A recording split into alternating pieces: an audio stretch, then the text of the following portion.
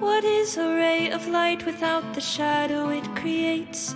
What is the darkness without desire for flame? What is a warrior without a worthy foe? What would you like to do? It's time to roll. When the lines between good and evil are blurred, no one knows if there is Dune or Paler came first.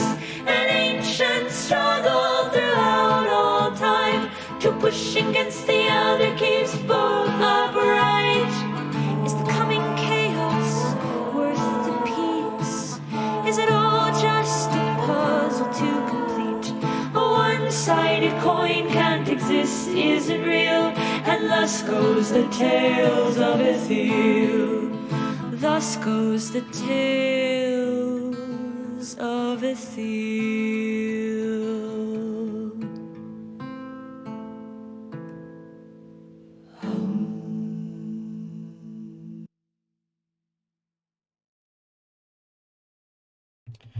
All right. Where is it? Play my goddamn music. There it is. What's up, everybody? Welcome to episode 21 of Tales of Ethyl. We're doing a little bit differently as we've just done 20 whole goddamn episodes. We're also going to be doing what I like to call a Tavern Talk. And essentially, it's going to be where we're asking a bunch of questions of me. I'm going to maybe ask some questions of the characters. You guys in chat, I want you asking questions and putting in as many comments as you want. If you got questions about what we're doing, that was the time to message to find out this shit.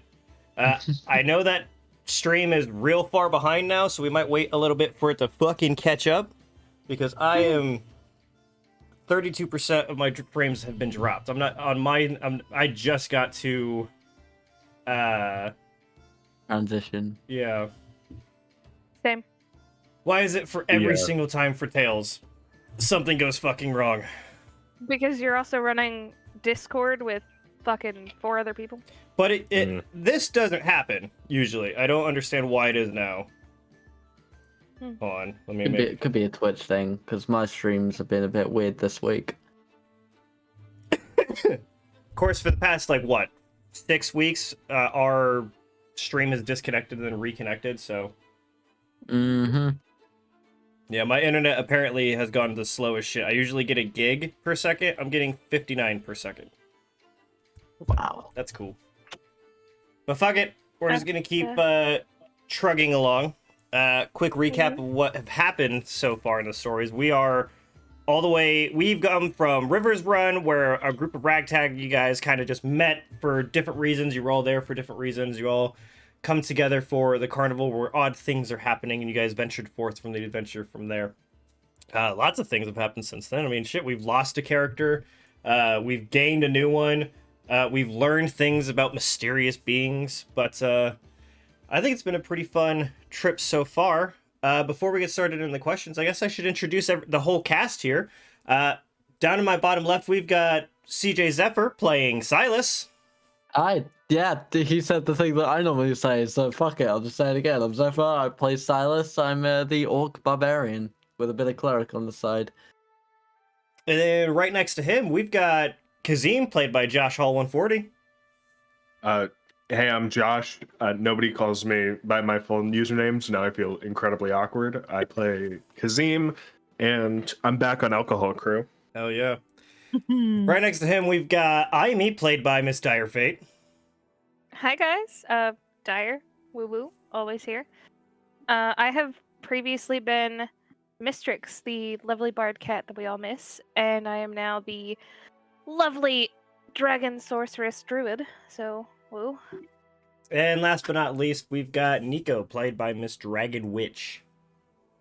Hi, my name is Dragon, and this is Nico, my one-trick pony boy wonder. My warlock. Not a murderer. No, he's a lover, not a fighter. And this week, I am going through the entire fucking time. I've got an entire week off from work. I'm going through the entire fucking timeline, and I'm fucking counting kills, bitches. so we're gonna fucking see. And We're gonna Guarantee fucking you, see. dude. It's Which- 100% you. Which also, if any of you guys have been following along, you know that I am very inconsistent sometimes. So we're gonna have Miss Dragon help me clean up my fucking notes so we can get a little bit better as we go. But I'm gonna try and get better as that happens. Also, if you guys are watching this on YouTube after the fact or listening on Spotify, feel free to drop us some questions in there. Perhaps we might start a Q&A either at the end or the beginning of the games. I don't know. Sounds like an interesting thing. But yeah, if you guys have questions on any of the videos, drop them in the comments and or any of that crap, or even join our Discord, which I'll post that right now so that we ask questions in there if you want to. But yeah, we're gonna keep 80% of the time, the answer was gonna be it's Kazim's fault. He's started usually it. that. Okay. I feel like that is weirdly accurate. You're Also, underselling it. It's more like 90. Yeah. Can I also say that if it comes to questions of inconsistency in time, bear with us. We're only human. Yeah, I'm real bad at keeping track of that sometimes. And yes, I'm gonna get it wrong, but fuck it, we're here for a good time. All right, so Yeah. that's what we're gonna do.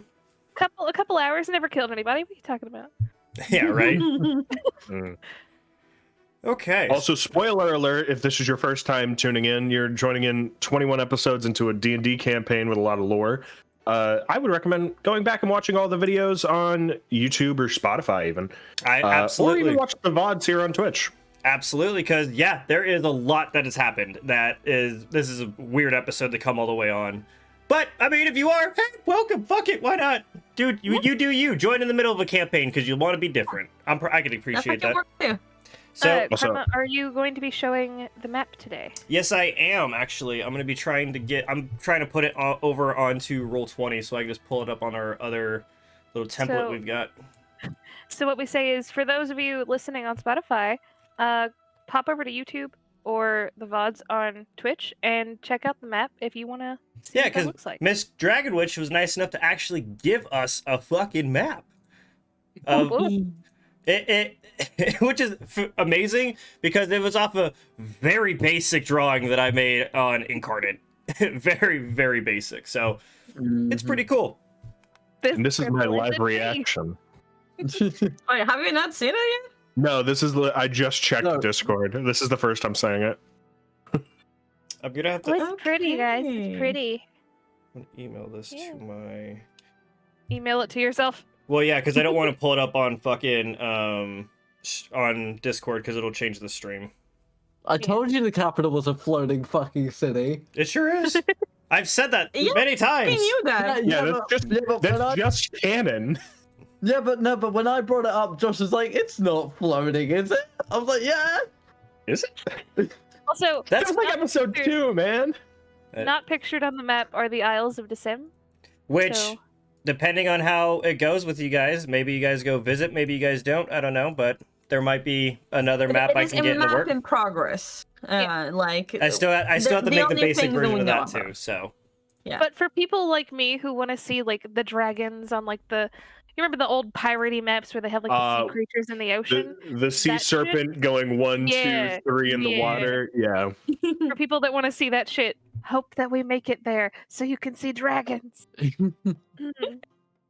also, didn't we say what 960 episodes we were gonna make a OnlyFans? Yeah. Yeah. yeah. The character We did. OnlyFans. 690. How the fuck how did you mess that up? Hold on. That's Was it right, it was episodes? 6. I thought it was subs. I'll do I think it. it's episodes. I think Look, if we get subs, if I get 690 subs in 1 month, yeah, I'll fucking do it myself. I'll draw them if I have 2K subs, I'll pop a tit. to. oh no! Which we're going to make a character not character specific, like our group specific like a calendar situation, like tasteful nudes kind of Yes. situation. Very Mm. tasteful. I vote- news. I'll draw them Silence's myself. page is just him being completely disappointed in all of you. Like he's Look, Head in his hand. Yeah. I vote we do like Mr. Christmas, like just like in all like everything, like completely naked So- except for like a boat and like a box in front of his fucking dog. Dick. we've got It's the just calendar. destroying a plate of chicken. Are we doing like? I feel like we should do like a calendar and then like OnlyFans pictures separately. So like, 690 subs in 1 month. We do the OnlyFans pictures. 690 like Episodes. bucks in 1 month. Yeah. Like we do a calendar and then do like something else. For Yeah, there we go. I'll put up for like a reward or goals. So if I make 690 fucking subs in 1 month, we're making the OnlyFans. $690 in fucking donations and bits. We'll do a fucking calendar. Yeah. Nice. Don't put a dollar amount on that. Ryan will need it. He won't. 690 episodes. 690 episodes. I'm buying us all cosplays of our characters. Fuck yeah, dude. 690 episodes. We're renting an office space in Yeah, Dallas. shit. Is what's happening. I don't know 690 why. episodes. We will all take a vacation to fucking Dallas and rent an area and just play D&D for like a weekend We're straight. just gonna LARP. We're just gonna fucking LARP. 72 hours of LARPing. Let's go, baby. There is one thing I need to ask, right? So for those of you who are not who cannot or will not see the visual of the map, on the eastern coast there's a big fucking crater. Kazim, was that you with the purple worm? No. I just need to ask you one question, completely serious. Yeah. Which way is east again? Hold on. Oh my god. Your right hand as you're looking at the map. I mean, likelihood because of the positioning of it, it's not. But also, I feel like that was the purple worm. It could have feel been like- the purple worm. I feel like what we say is, "Hey, Karma, But is that the worm?" It's not. What is that worm doing, by the way? it's not. It's not the That worm. You're talking worm about is big. ruining a Okay. farmer's lifestyle. Yeah, you're talking about that. Oh, I forgot. You know what? I should draw that on there. Actually. Yeah. Yeah. Okay. Yeah, we'll draw it on there where the river is in the spot. The map is going to constantly evolve by the end of it. It will. It's just going to be a crater. That is the point of it. Here, let me see if I can bring up the Where- map, actually. Where is Pebble? All right, fuck it. We're gonna. Cobblestone? Oh, I forgot to put. It's Oh no, I up put. the road from Hold on, Christmas. hold on. Peak Barrow is what I meant to say. Where is Peak Barrel? Why did you put it? I had it. Peak Barrow. Why did you put it on there? It's Dragon. gone. It's gone. That's her way of saying it's been obliterated.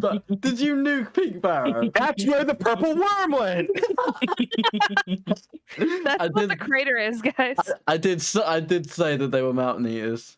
That's what the crater is. It is around the mountain areas. I literally forgot to fucking put it there. I was gonna say it can't be where the crater is because Peak Barrow's in the middle of the mountain. Nah. Like you can I'm see the assuming- passage into Peaksburg, Yeah, I'm but like assuming the line- You Stop. really But- does but- not want me to look at this. Bring this map up. that's not where the line stops. Like right next to it, there's like a teeny tiny cave kind of Cave entrance, situation. yeah. Yeah, that's how you get in there. Peaksburg There is it like is. around behind the mountain situation. But I literally just fucking forgot to put it there. So yeah, for those of you Oh my wondering God. what we're looking at here, let me fix this a little. Oh god, I'm getting tequila all over the place. I So- forgot to take a shot. You guys got me distracted already. Fuck me. One of the major cities where we've spent damn near a third of this campaign so not far. Like, Is yeah, not- There we go. We don't need that. This is what we're all Forgot about talking it. about, y'all. So we all started. I think it's just Twitch. Well, it also could be my fucking internet not liking shit, but I don't know. Let's see if it went back up. We're good. All right, we're back up. Sorry about that, guys. Oh, yeah. We were having our issues, but we're back to it. Just take a look at kind of everything up here. We don't know what this is. Well, one of you does, but I'm not gonna tell you who. And then one of you knows what that is, and this is the capital. Which, correct, it is on a floating island. There was debate about it. It is though. Yep, because there was a whole thing where we need an airship to get there. Man, Wait, one I'm of us s- knows what is what?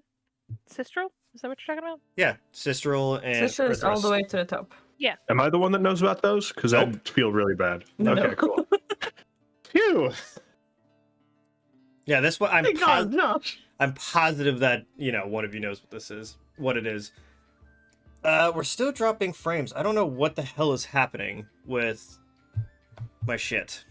I think it's just Twitch because Twitch is having a Twitch has had difficulty. been issues all week with Yeah. my streams and other people's streams, so I think it is a Twitch thing. All right, Because my well, video keeps buffering and shit, and I have pretty good internet, so. Okay, well, fuck it. Even on other channels, everything looks like it's Atari right now.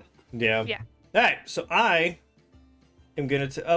Hold on, we got Lal has got Jarnathan as a name that they want to add, so that goes on to the list. Fucking job. Please don't throw any spoilers for D&D Hat. I What haven't if watched it's it a yet. city? What if you make a city for Jonathan? Oh, a city named Jarnathan? Okay. Do it. The Like we're looking, Jonathansburg or we're whatever. looking at the map. So Yeah, right now, if you guys are wondering what we're looking at, we are looking at our map of the Ethyl. entire region. of Ethyl. I can And- see my house from here. It's where the smoke is. Yeah, right there. I think we spelled it wrong on there for Zedek.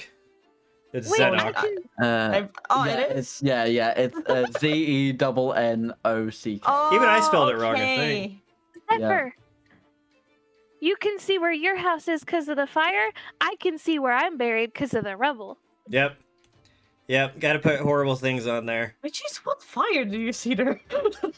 The fire of my family burning because of It is a that ruin. one. It is a that ruin one, down there. right. Fucking Yeah. burn. But yeah, that's spelled very wrong. I didn't even realize that was meant to be my home. Yep. Because I was like, Zedek, what the fuck is that? I need to go there. No, Nope. I don't. No, You've I been don't. there. Okay. I'm Good suddenly thing. very happy that I saved the map, as in like not like a PNG file, but like an actual file that I can edit. Yeah. Still like with all the Like, layers intact. I I'm was very like- happy now. I thought she was about to say, I'm so happy they're dead. I'm so happy I saved all of their death. do you really think I'm this petty? I'm this Yes. petty to be happy that your Yes. fucking family is dead in D&D? I Yes. mean, yes, basically, but that's not the point. That's alright. Anyway. I can be It's just- very petty. No, it's fine. It's just my child we're talking So- about. Who all do we have in chat right now? But it's Because I don't- children die all the I fucking don't time. think I don't think they comprehend that we're doing tavern talk right now because we've been having lagging issues. Just a reminder for everybody. We're on episode 21 of Tales of Ethyl. Right now we're doing a quick tavern talk. Put questions in the chat if you want to. We'll answer them. We'll also ask our own questions in a little bit.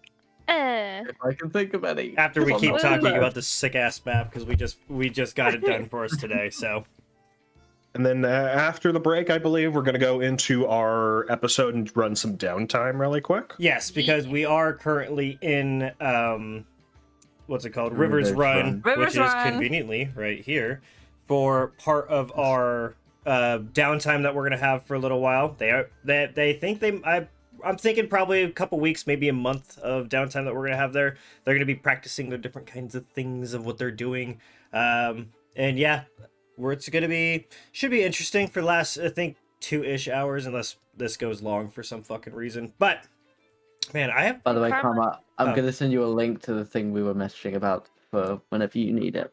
okay. Hey Karma. Yeah. For that 2 hours, can part of it be the thing that we talked about that we designed? Oh shit, everyone's fucking having plans and designs? God fucking damn it. You can tell me no. We can save it for next episode. That's fine. I just want to I just- remember before I answer that. It's a Oh, it's a yes, pretty yes, flower. yes. You can do that if you want. Okay, We can do that for part of it. Yeah, It'd be I'm fun. down. I'm down. Also, Karma, there's questions from a certain person over at my place that is sending you an entire fucking file of them. Okay. Oh my. Thank you, Sam. Yes, thanks, I've Sam. heard that it's like 20 plus plus. Fucking What? sweet. That actually prepped questions. I'm here for Yeah. it. I'm here for it. Print questions too, bitches. Well, then let's Here's- go. Here's the thing. All the questions I would have is shit that I feel like I can't ask because it pertains to like personal character shit that I want Ask. to find out organic. This No, ass. no, This no, is No, because it's stuff I want to find out organically. but like I'm thinking Well, I'm gonna about ask soon yeah, anyway. ask questions about like choices that characters have made in the past or anything. Like, okay. Yeah. You guys want if you guys wanted to find out Mistrix's what was going on with Mistrix or some shit, what would have happened, or is there a chance she can come back? Stuff like that. Anything you guys want to ask. But if we're gonna start asking questions, I'm gonna take this shot to see if I Hey, if I can't answer a question, I'm going to take a shot. I'll There you double you go. on that one. I think that's gonna be That's- fun. I'll double you on that one. If Okay. it's something Double? related to the story that's needed, and he can't answer Yeah, it, we'll if I take a shot. so I don't want like don't ask one that's obviously oh how's this good, who's the BBEG or any question like that. But if it's a question that like something happened and it's going to be something bigger, the only hit you're gonna get is me taking a shot, just to make What's your it fun. Twitch key? Huh? What's your Twitch key? I'm not taking a shot for that. It's 7. I am the 7th Twitch streamer ever. I was number 7. Okay, so I'm gonna start with this shot because fuck it. Let's get into this, guys. Hey. Woo woo. I don't have alcohol near me, and I'm very sad about it. Oh wait, yes I do. Never mind. All right, I'll ask something. This is just like not really potential. Do you think I could take Draxto in dragon form? Do I think you could take Draxto in dragon form? Yep. In pseudo dragon form or In the form he is. Are we now. talking fights 100%. or like physical I'm like, sexual could I- intercourse? No, could I? Hold on. What was that last part? Yeah, ask that again. I'm not a bard. I am not a bard. Yeah, it's a good Yeah, thing I mean, Mistrix ain't here. multi-class- Good thing that Mistrix ain't here, because that would get real multi-class. weird with that dragon, because nothing's more exotic than a fucking Question. dragon. I've got a Question high enough from charisma to Mistrix. multi-class again. All right, hold on, Question hold on. from Mistrix. First, let's finish with Silas's question first, all right? So Silas, I- in this pseudo form, you want to know if Silas could take it? Yeah. 1-on-1. Yes. Ooh. Yes, I do think Silas would be able to take him. But it wouldn't be permanent, if that makes No, there's something that I haven't even told if- you, Dyer, if you want to know about it, because it would be information you'd probably be able to figure out eventually, or you guys can figure it out on your own. I'm figuring shit out with the dragon as it goes. Okay, so Yeah, it's yes, more so a thing for me, absolutely, it's like Silas could whoop Draxto's ass, but not permanently. nice. Yeah, it's more so like Silas is like, oh, there's a dragon here. I could probably test my strength. Yes. Like So- he would not go like, I'm gonna kill the fuck out of Draxto, because honestly, right now Draxto feels like the only ally I can rely on with Tammy. Wow. Yeah. There's a voice in someone else's head, and it's cool. But if it's in Nico's head, okay. No. That's exactly it. Like I don't like Silas doesn't like that, but it is the fact that Draxto is the only person Yeah. he sees right now, because IME has kind of, taken a step back on that. So right now, Silas, who is very much of the mind of, like, I believe that Tammy is up to something greater than anyone sees, and either Nico is in on it or doesn't know what's going on and is being manipulated. But everyone seems to be in love with Tammy at the moment. Draxto is the only one who I think I could genuinely convince to be like, we need to take him down. We cannot do it alone. Like, right now, Silas hates it, Wow. and he has hated it from the beginning. He hates it with himself. He hated it with Mistrix and Nico. He hates it with Kazim and fucking Misty. He hated it with Draxto. But, like, there's like a fucking there's sort of like these levels of how much it's fucking around with Silas and Kazim, and it's like our gods are in our heads and they are like pulling the strings, but they're kind of on the back burner. They're sort of they're fucking around sort of in the back end of it. Tammy is front and center, making choices, making calls, doing shit. That is why he is such a concern. If Misty or Paylor or even fucking Groomish was doing the same things, Silas would have the exact same belief, because his belief is, yes, the gods are important, yes, these people of power are important, but they should not actively influence the choices we mortals make, because that takes away our free will. That's fair. That's fair. I mean, like when you say like take away your free will, honestly, I think it's all dependent on like the relationships that you have with your gods and like your patron and whatever it is. Like, what is the understanding that you have between each other? But Like, this what is the actual dynamic? Well, no, but this is exactly it, because Silas's whole thing is, my gods are holding my family hostage. Effectively. That's how I see it. It's like, I need to take revenge for the orcs, or my family spirits are gone and I can never see them again. So, but they're not actively influencing the choices I make, and they made that very clear when I had a meeting with them. The reason they picked me to be the chosen was because they believed that I would make the right decisions and they weren't going to influence that. And they've been giving me power but But aren't that they is- trying to like Hold on, inflate hold your on. egos? Oh, sorry. Before we ask any more questions like that, Dyer did have a question from Mistrix. I know we want to keep going down this Oh, line, yeah. but I want to be fair and ask Dyer, do you still Yeah, have that sure. question? Yes. Has she been able to kind of view, quote unquote, what's going on with them? Like the shit they've been through, or is it like a completely separate thing for her? Ask me that one more time. I think I Okay. know what you mean. So- actually. She is trapped in another realm, right? Yes. Does she get any glimpses of what's going on with the team? Yes. She is. Okay, so Mainly I'm asking because if you ever wanted a thing to like let everybody breathe for a session and like take it from an outside perspective, I would be willing to play that with you.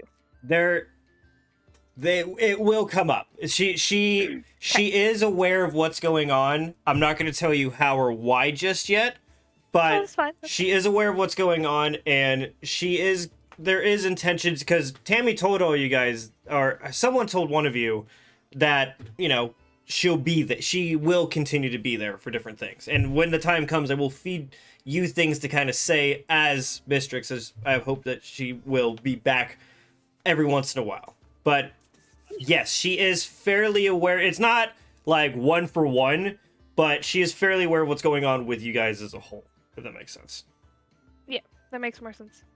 I just wanted to be sure, like, if I should also have the mindset to look at this as how she would see it Yes. instead of just how Iami sees it. So I Yes. just wanted to make sure. Okay. Yeah, okay. The only other thing was, can I roll to seduce the dragon? No, I'm kidding. For fuck's sake. Oh my god. Yeah, Mistrix. It's the bard shit. Come on, you gotta play the bard the bardic way. I mean, you tried to play your bardic way, and how did that like wind up? You know, like in It a went situation. Really you tried well. everything It with went- so many people. There are worse It ways to went die. really well. It went really well. I'm not technically dead. I'm just I know. a soul. Speaking But of at which, least I'm not fucking annihilated, and I'm also not under Therisdun's control anymore. Yeah, Josh. Hey, props for you. is there a way for us to get Mistrix back in mortal form? Fuck yes. Fuck yes. Take your shot. Nice. Okay. I see this as a win. Follow-up question to that. I want to know how karma rules resurrection, because obviously there's two kind of ways of doing it. Oh, that's a good question, actually. In Hold on. D&D. I think it went out his nose. Holy fuck, that sucked. You chose this life. Yeah, I was not listening. But so when it comes to resurrection, are you the kind of person who's like, you cast resurrection, they are resurrected, or are you the kind of person where you cast resurrection, they can be resurrected unless the soul chooses not to? So, there's two different forms. There is the holy form that will resurrect a soul that is willing for its own purposes, and then there's a necromantic version that can resurrect them and force them to come back. Yeah, I'm talking more like clerical resurrection than necromancy. So that'll be more holy, because for a cleric one, they would be in touch with their god, essentially, right? Mm-hmm. And their god could get in touch with the actual soul and stuff, and they'd be more of a communication of coming back. So with the cleric, it would be if they're willing, they can. Cool. I'm done dying. Is that like a roll for it thing that you would run, or? I would say so. Depending on if it's one of you guys for something like that, I would have you guys roll, or you guys decide that kind of thing. But if it's an NPC or something like that, there will be some challenges that I'm going to put in the way of it. Cool. I prefer it that way. Yeah. A really cool way. Oh, go ahead. You're fine. A really cool way that I've seen resurrection done in some streams, or not, like in some games. Like the last game that I played, one of our characters died.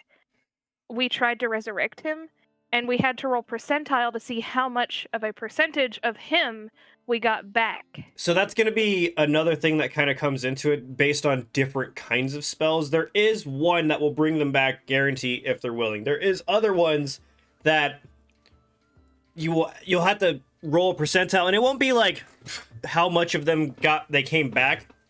It'll be more of how much of them is different. Or if they keep some memories or lose some memories. There's different... I have a chart for percentiles of which one you land on. There's stuff like will come back with a different kind of personality, different alignment, different memories, and even there are even some where like it kind of works like reincarnation, where they come back but as a different like race and shit like that. I like that. That's cool. That's it. I really like it. A follow-up question to the whole like resurrection and shit and that. Like, I know that like in the world of D&D, like afterlife is a very like touchy subject because like there's different planes, for example, like Arcadia, or like human souls can go up to rest and all that. Like, what is your sort of like? Is there like an afterlife, or like how is it actual? So there actually is. Just, like, there is in the afterlife. Essentially, the way I see it, like the soul on our version can kind of live on forever, and those dream orbs that have those souls, that can be kind of an afterlife. But each god, I don't look at as like they're the god of the whole realm they helped create it and stuff like that. There are some that had a hand in that, but most of the gods are actually rulers of their own kind of world, that they can take the souls that do die that believe in them to come live in their version of paradise or in their actual realm. So it's more of like you can follow a different kind of god, and they are a god. There is none that aren't real or anything like that. And it's not like, oh, you died and you come into this afterlife. It's more of like, your soul is free, you're now coming with me into this realm. Okay. Which is why, like, a lot of gods can, like, talk to each other, because for, like, clerics, they can talk to the other gods for a chance to get the soul back from their realm, unless, say, the soul could be important in that realm or something like that. The afterlife is more like traveling. In that case, since the Sim sees the dragons as gods, would this technically be part of the dragon's afterlife realm? So there is the platinum dragon that is the parent to all of the other dragons on the Isle. Yeah, of all the other chromatic dragons. When he died, he transcended into a different form entirely and went to a different dimension, to which he kind of made his own area, his own place. And those are...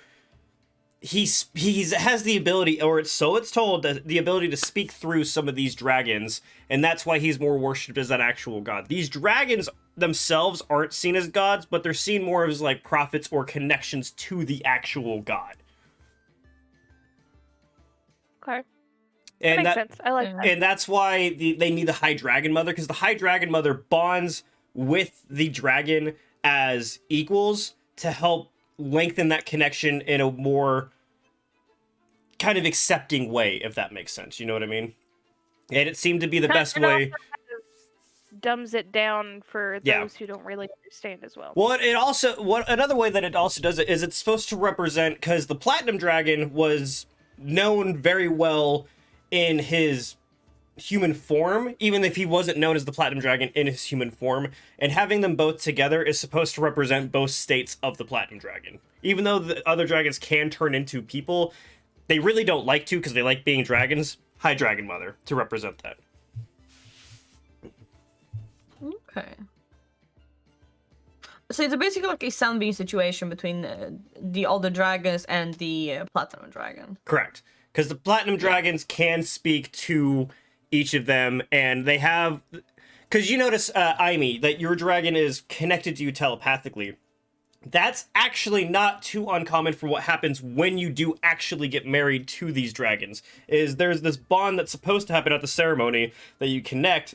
It essentially not only bond your bodies, but your souls as well, to where they can talk telepathically, which is how you connect with the Platinum Dragon, because he's able to send those kind of mental thoughts, but only to those connected to dragons. Okay. Okay. Dragonborns do also have small kind of links to that, but weirdly enough, it tends to drive them crazy because they don't have full understanding of it. Like, they just hear voices in their head. Not all of them, but some of them. Okay. And to help people understand the kind of dynamic between what's going on with Ayami and her, I'm not really above everybody, but if I have to be, I will be kind of shit. Can you kind of explain what, like, the High Mother, like the High Dragon Mother, the High Priestess, The Isles of Desem are these 10 islands, each for each of the different colors of the chromatic scale for dragons. The main island is essentially the king, or the king dragon, the golden dragon, and his wife, or the Talon Queen. She's seen as like the highest regard of mortals that are bonded with dragons. Essentially, it's to honor the work that the Platinum Dragon did to help the relationship between humans and mortals and dragons. So they're technically married. She's like the Pope. Yeah. She's like the Pope. Exactly. Her word is law because the Golden Dragon speaks to her and she speaks to the Golden Dragon. And they are kind of Golden Dragon is the king of all of the other dragons. The Talon Queen is queen of all of the mortals that are on the island. The humans don't go after the dragon's hordes or attack the dragons. The dragons don't eat and kill the humans. They make sacrifices and they worship each other. It's kind of more working together. So each of those 10 dragons also have a smaller version of that, where Ayami is the High Dragon Mother of the Black Island, which is where Draxto is the dragon from. So technically they were supposed to get married, and it was supposed to be that Draxto is the one that's worshipped on the island, and Ayami essentially helps him rule over the people that live on that island. Is what's supposed to happen, and it happens on all the other small islands. So she is, because her mother is also the Talon Queen. That's why she got the high honor of joining the Platinum Dragons and becoming a High Dragon Mother, because her mother is the Talon Queen. Obviously, there's some other things that have happened in your backstory of how you ended up there, but essentially that's what got you in such high standing. Basically, I'm a princess, daughter Kind of the pretty Pope. much, yes. Pretty much, yeah. She is royalty. She's in very high regard of everyone else in the Isles of Desem. Yeah, there's a whole other ecosystem that I wrote just for this character, so... Yeah, she's probably also one of the only ones that's not like, you're talking to me? Why are you talking to me? You're a peasant. Because she is actually one of the queens that is... She's one of the High Dragon Mothers that is seen as merciful, very kind. There are some that obviously the power goes to their head, but Ayami is very well respected and liked in the Isles of Desem for being so kind. Mm. Even though she shocked the ever-loving shit out of Nico. Yes. She's a bit of a bitch. Anyway. I could have sworn that I had look at her lightning dragon. Resistance and not fucking thunder resistance. I thought it was thunder. Could have sworn. Soon. It is thunder, but soon I believe it should be also It should be lightning soon. Yeah. That's fine. I was so surprised. I was like, give me a second. This is gonna hurt a bit more than I thought. It did. Wait, ow! Wait! Yeah, and I was on my way to Actually, I have a fucking question to Josh. You bitch. You fucking bitch. I was on my way to fucking heal myself back with fucking vampiric touch, and that bitch got rid of my fucking natural 20. That fucking cunt. It was specifically to heal myself. Why did you not? Our other friend. Why did you not get rid of her natural 20 instead of fucking mine? If I remembered I had the emblem when she rolled the nat 20, I would have done both. In my defense. Totally, I forgot about it. No. You know what? No. I specifically targeted you, Dragon, because I hate you. Is that what you want to hear? I can believe that. Your choices, Nico. I will genuinely jump to Josh's defense here, because how many fucking items is he attuned to in the last 5 sessions alone? 7 or 8. You have so much shit. Motherfucker has an Excel spreadsheet just to see what he's attuned to every day. Okay, have you been looking at my hard drive? How do you know about that? I was looking for your porn. I won't lie. I found something much worse. It's on my desktop in the 3 terabyte folder that just says prawn on it. What's that? What magic items does everyone have, actually? I mean, Josh has like Josh has of them, like but, you know. a million. I But don't have that in many. in all fairness, I have been trying to make so many useless ones just for him. He's my little loot rat. I got the armband, my 2 daggers, they're Brachus and Terrans. That's I've got the cloak of disguised self, my crossbow, which is just a +1. I got the ring of protection, the guardian emblem. Are you talking about the I've curse got- ring of protection? Shush. I got the bag of holding. Okay. I've got 2 holy hand grenades. No, I've got you that still hand have axe of- you still have holy hand grenades?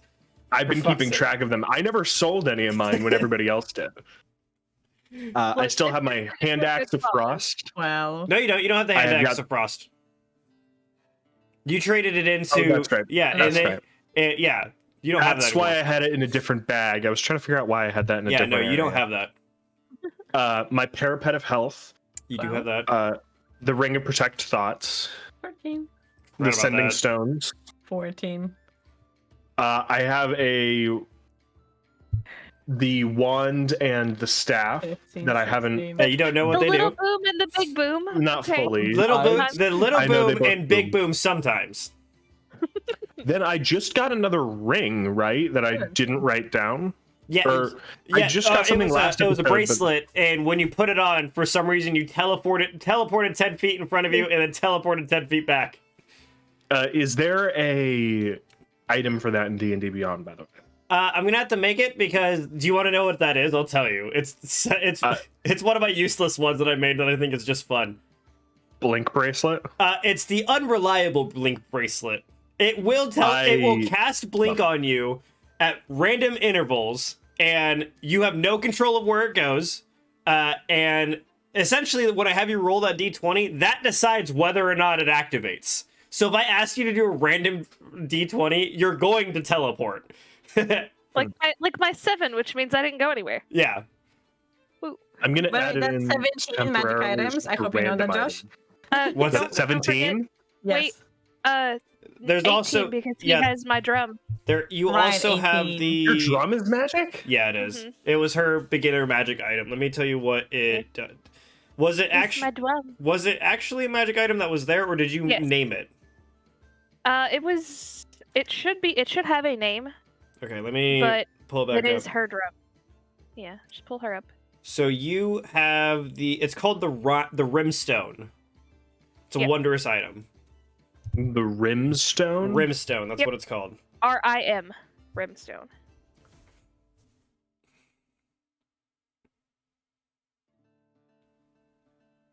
I Is love it in D&D the Beyond? silence. No. Well, what does it do?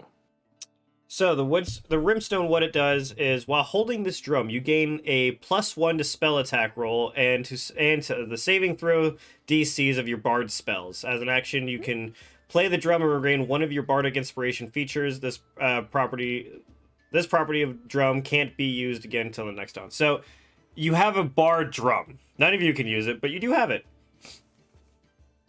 You never know. It You may never come know. in handy if you ever save her. I'm putting in the notes bird drum thingy. Any problems with that? So I think the reason you can't look it up is because it's specific to bards. Mm. Would make sense. Yeah. Well, Okay. I'll go next. I have 2 magical items. Ooh. Necklace from Mistrix, and my necklace, which is basically arcane focus. And I have the barrel! That's my 2 magical items. No, you do have the barrel. He has 19. He has 19. Which he still hasn't figured out everything about that barrel, I'm just saying. Barrel of Shrinky. I wonder if you put somebody in there, but like their head is sticking out, and you shrink it, does the head just pop off like a fucking button or I something? don't know, you guys should try it. Ooh. Where's Brolin? Hey, dragon. Hey, Dragsto. Come stick your head in this barrel. Just. Hey, look, carve it up for meat. And dragon meat's really good. It'll just be like whenever you put a box on a cat's head. Did I say the necklace of location? I feel like that yeah, but that really is magic my items. best item I've given any of you. it's the best item. love it. It's just the best. It is the best item. It is such a good The item. necklace that, when used, tells you exactly where it is. I am on your neck. Love it. I fucking love it. Hold on. Mm. I feel like Mistrix had more than one. Wait, who has the cape of billowing? Josh has that too. Josh has it too. No, I don't. Yeah, you took Yes, it from you her. did. You took You all said magic anything that shit looks from her. magic, and you knew about the Cape of Billowing. Where? I thought that was in Silent. I thought that was with Silas. No. I don't have that. I don't have it in my stats. Oh, well, I'll you throw it in. do have the Cape of the Yes. the Cloak of Billowing. I'm sorry. That is If also anything, you one of took the it best. from my body. Yeah, that is also one of the best items in the game. Easily. He forgot another one. What? He forgot another one. What was it? The rapier of lightning. No, he got the rapier. He got the rapier. Did he say it though? I specifically not told say him. it. I specifically told him to take the fucking rapier. I didn't. I've been trying. I don't understand why he hasn't been selling any of this shit, but trust me, I'm glad he We've has. been in a town to sell things in a minute. I'm glad that you've been. How long have you been in Peak Barrow? I'm a hoarder. How I'm long sorry. were you fucking there? in all fairness, Pebble, bro. in all fairness, he did loot my body and then loot the worms, and then we arrived at fucking That's River's true. Rim. That's true. So I'm sorry. It's cool. There's a reason I gave you guys so much, so just to let you know. I mean, so I've got the bag of holding, which I'm pretty sure is just a black hole that's slowly eating everything I love and hold dear. It's probably a bag of Um, devouring. Yeah, probably.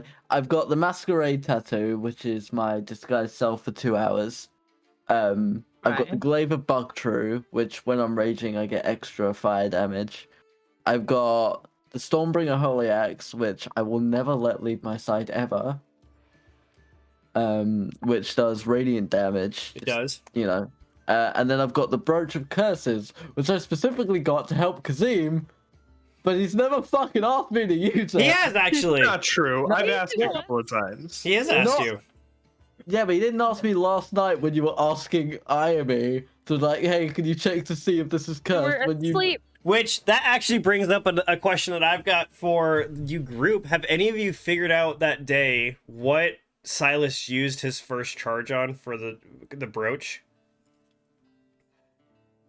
Silas, do you remember this? Yes. None of you Vividly. figured it out because Oh. all of you asked about it, but none of you figured it out. Okay. Good to I know. Did we all thought- ask about it? Hey, what did he use that first charge on, Karma? Silas, do you want to tell him I used it on Nico.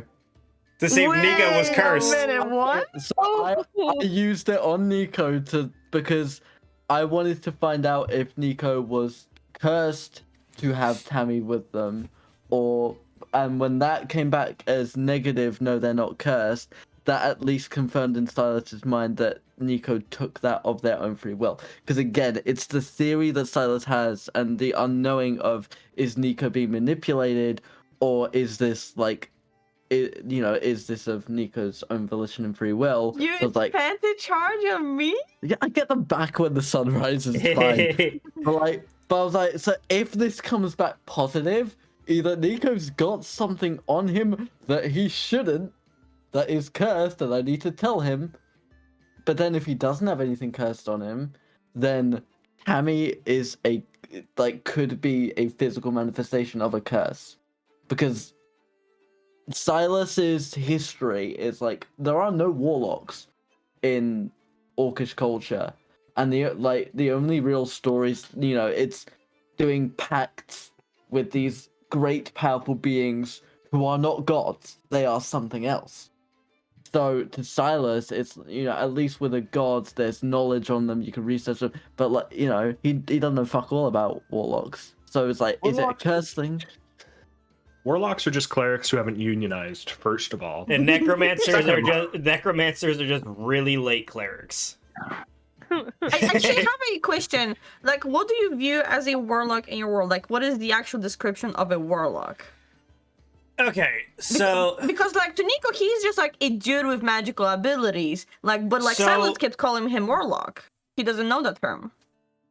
warlock to orcs is essentially most magic users, and anything that's not healing, they're generally conceived as a warlock or a witch or something like that, because they don't know the specifications between the different types. Like an orc wouldn't know the difference between a sorcerer and a wizard. Wouldn't know the difference. They're just kind of seen as warlocks.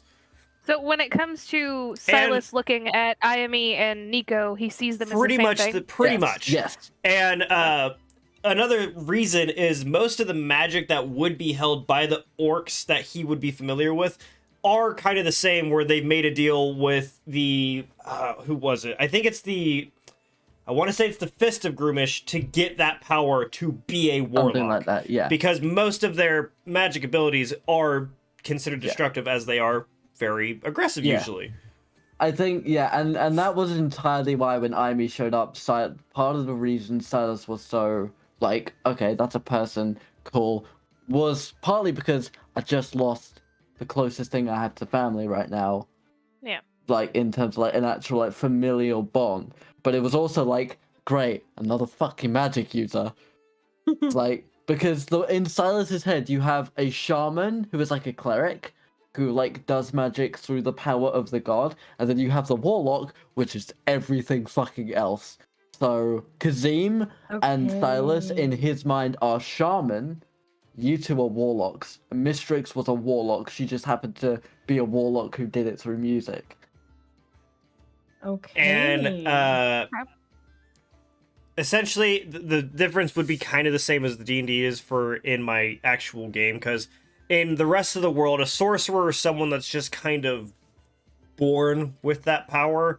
A wizard is someone who has learned it. Yeah, a sorcerer is someone who's just kind of has that innate ability to be magical, as most of the people on the Sem are. As that's a whole different kind of lineage thing that we can go down if we want to. But a warlock is somebody that is given that power by another outside force.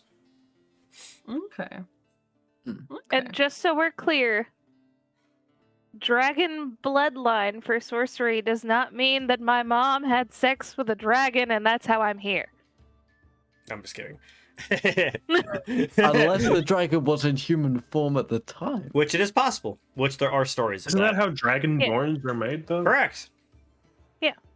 Alright, But I am not a dragonborn. No, she's not a dragon. I've got one. I've got, first of all, a rant. Second of all, a really important question for Big K over here. Okay. The rant is, why the hell does D&D have so many charisma-based casters, first of all, as opposed to intelligence or wisdom? Because they got to find a reason to use charisma. Charisma is How already often- used in the States. How often have we really used charisma, though? Persuasion is All of my deception. 200% of the problems I cause are because of my deception.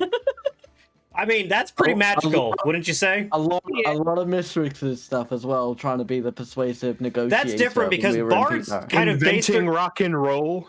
I mean, bards are pretty much all about being charismatic. So, of course, most of their magic would seem... the way I see bards' charisma or, like, magic is just... That's how much people like them, is that it almost seems magical. See, the way I would have done it is I would have made, like, I think for Warlock and Bard it makes sense. I would have made Sorcerer Wisdom and then Druid Intelligence. I would make Sorcerer Con. That's an interesting idea because a sorcerer is born they're born with that power, so it would be taking on their constitution when they use it, because they didn't learn it and it wasn't given to them. That's literally a part of them. Interesting. Constitution is used for nothing except for AC for barbarians and health. Exactly. Concentration checks, that's a saving throw. Why call it a check? Right? Yeah. It's used for nothing except for like 3 things. So it makes perfect sense to make a constitution based caster. I mean, we have sorcerers, paladins, bards, and warlocks. All 4 of those casters, half casters or full casters, are charisma based, as opposed to druids. Paladin doesn't make much sense to me. I agree with you that it should be constitution, because that would make a lot of sense for a paladin, as that's their whole thing. Is I guess it's because they're supposed to be the people that like spread the gospel of their god or some shit like that. But I think it makes more sense with them being so tanky that most of their power comes from their life force, and they're like That's the thing, though. Paladins don't care about being right. They care about their dogmatism. another right? different. They don't care about being right. They just are, because there is no convincing them they're wrong. They just are right. That's why they're paladins. That's where their charisma comes from. Is their I'm playing a stubbornness. paladin, next character, whatever. I mean, half of all the casters in the game use charisma, Which I do think that's it's super weird. a It lot. makes, it's in my opinion, spellcasting. That's why intelligent wisdom exists, is for spellcasting, because that's how most of it will come from. See, I've always investigation for rogues, right? Mhm. Like investigation and nature checks. That makes sense for it to be intelligence. Arcana also makes sense. The history checks, the intelligence is used for that jack of all trades kind of, I'm going to learn more about what's going on around me. That's what intelligence and wisdom are for. Charisma is for convincing people and casting spells. Correct. Okay. So, I actually have a list of questions from Seb, if we want to answer one of them, because there's one on here that I actually find Let's fucking do very it. interesting. Do it. Yes. So, this one is actually for Josh from Seb.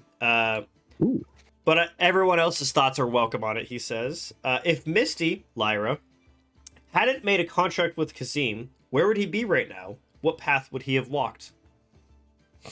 Ooh. Kazim would have 100% dropped cleric fully and gone full rogue. That would have been interesting. That would have been really That's interesting. still. I'd like to make sure with Karma, I want that still on the table if things go poorly with Lyra. So I'm gonna put this on the table for all of you to hear, because I told Zeph this before. You guys can do whatever you want with your characters. If you want to change classes, if you want to change like the direction you want to go with it, anything you want. However, there is always a price to pay. You will change something in the story drastically, but it is possible to do whatever you want with it. There is no way of doing it without there being some massive negative. This is the part where I tell everyone Silas is about to become an artificer. So something is going to change. Can I respec my stats because I have built a monk and I am playing a cleric wizard or a cleric rogue? I built a monk accidentally and I just realized it yesterday. Like, these stats would be okay for a 6th level monk. There's shit in anything else. You can. put a Again, tower there up will here. be a price. I'm okay with that price. I'm just not cool with my dog ass stats and everything except for deception and sleight of hand. Okay. So you can keep the numbers the same, but you can switch them around to different stats. My dog is having dreams and kicking everything on my bed, which is where my computer is, so it's all like shaking. I don't want to wake him up though. So I have more if you guys want. Oh, for Absolutely. sure. He has Yes, a lot. please. And Seb, thank you, because this is fantastic. Yes. I love your list you We got needed going this. on here. Hi, chick. So, hi, chick. So this one is for Zephyr. Silas has gone from seemingly being a devout follower of his gods, driven by vengeance, to seemingly wanting little to do with them and even denouncing vengeance in quite a short time. What is going through his head, and what is he feeling about it all? And what are your thoughts about it?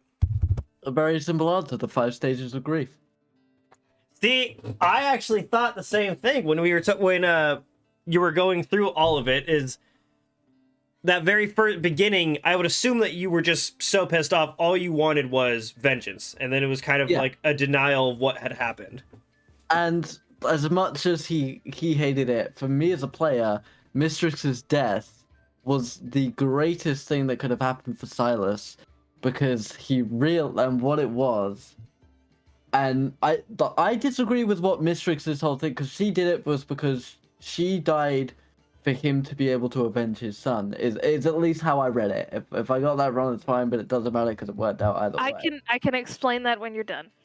But he knew that he realized basically from those sort of 3 days where he was just zoned the fuck out.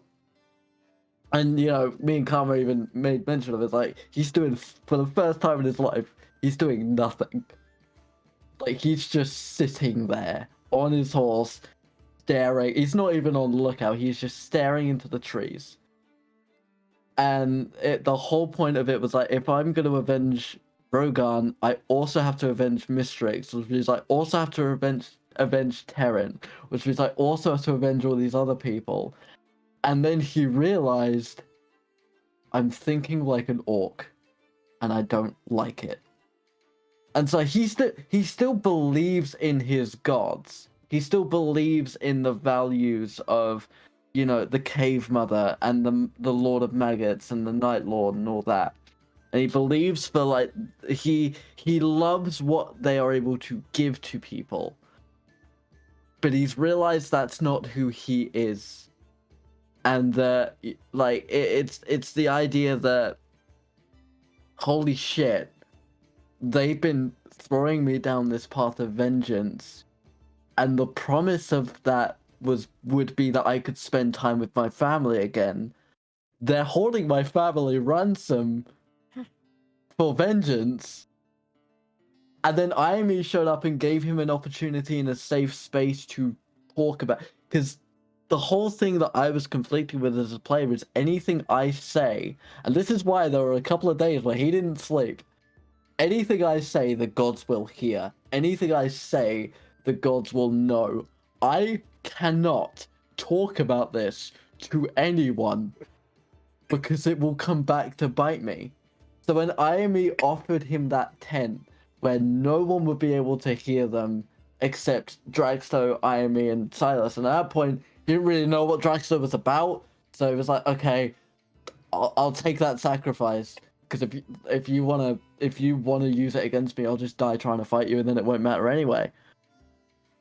And it was just like he could finally talk about Dahlia, and he could finally talk about his grievances with everyone calling him a father, and everyone sort of even if they didn't say it out loud, it was that they treated him like he was the father figure of the group. Yeah, because what an asshole. Because. And that just kept bringing, and every time that was mentioned, it would remind him of Rogan and remind him of Zara, and then that would put him back in the beginning. He was never able to get to that final stage of acceptance because it just kept being brought up. And so now he's like, I still believe in my gods, and the power they've given me is great, but I am not the right person because I will abuse this power, and I will become another Sunbeam. So he's sort of gone off that path of vengeance, and now it's like, I need to focus on what's right ahead of me. And what's right ahead of me is Tharizdun is on the rise.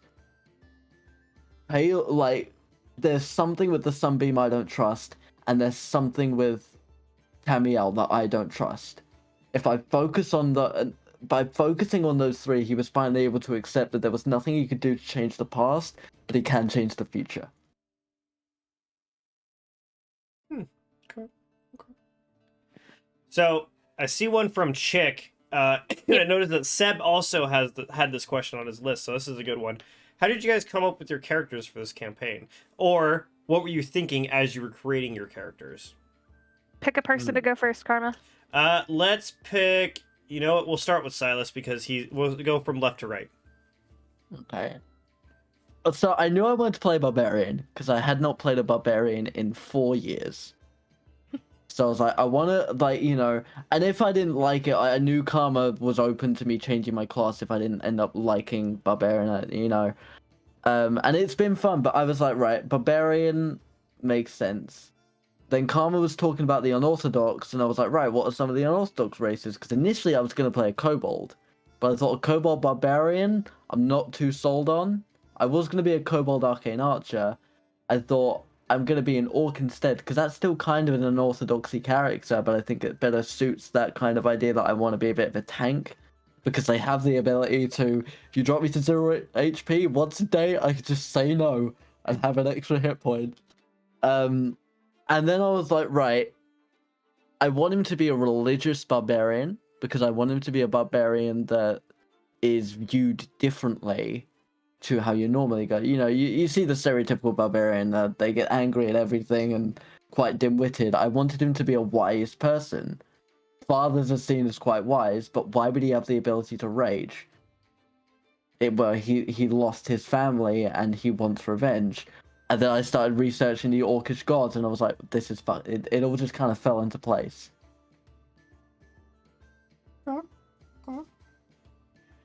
Kazim, how'd you come up with Kazim? Can I go last? I feel like this is the pinnacle if I go last. I mean, Okay. I do have two characters, so if we want to do me, then Nico, then I'll do the other Okay, character, and then go okay. back to Kazim. How did you come up with Mistrix? So, through the whole idea of Karma's campaign, because Karma kind of gave us the gist of what we were doing. When he was like, okay, we're having this kind of campaign, make a character for it. And I was like, Yep. okay. A lot came to me that, when we do this campaign, not everybody's going to know the backstory because it's all Karma's homebrew.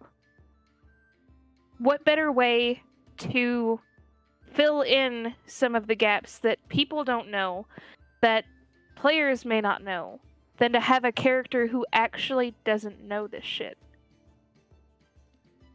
So her entire background literally was free-handed as we went. It sure was. 100%. But Yeah. I will admit right now, there was a lot that I had written for it. So if she comes back, there's still a lot that is going to be filled out. Yeah. For all of you to know, I will say this right now. I actually tried to fight with her on her losing her character. So clear the air right now. I will explain. It was not my idea. I will explain that. Yes, he is right. I fought him on that. He's like, "Are you sure? Are you certain? Do you really want to?"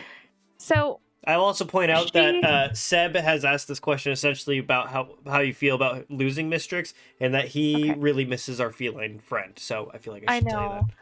I know. So I know that everybody plays the tragic story when it comes to a D&D character.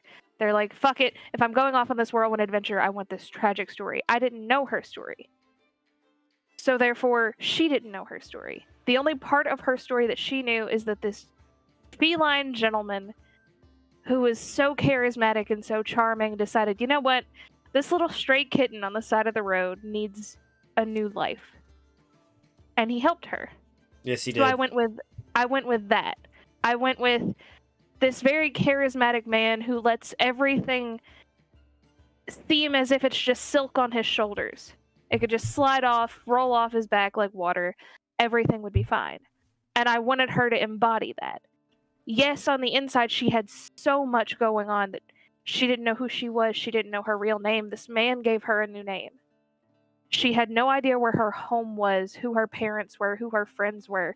She would come up with stories on a whim if somebody asked, hey, do you know this person? They say they know you, and it's, oh, well, they may know me from this. And she would just come up with something to make her world seem bright and happy and joyful, because that's all she wanted to do, was brighten everybody's world.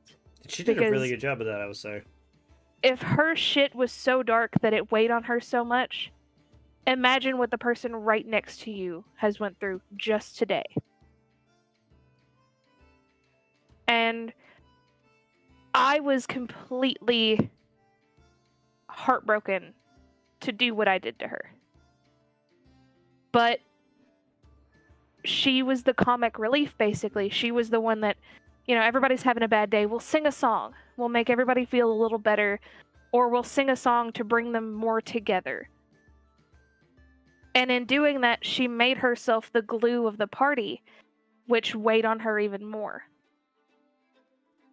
Because she knew that if something went wrong and something happened to her, they probably wouldn't. They'd probably go head to head with each other like they did. Like they did But immediately. yeah. Not even a full day after, they fucking fought and killed each other. That But quickly. she wanted them to see that they have to be there for each other just as much as she was for them. She knew that Silas went through a lot and lost somebody that was close. And in doing what she did, she would lose him, and she knew that even if he considered her a traitor and considered her the worst being ever, because she knew what he went through and she did it anyway, he needed to have that moment to understand not everything is going to stay. And he can't hold too tightly to things or they may break. And with Kazim, yes, it was like brother and sister. Like they fought like fucking cats and birds.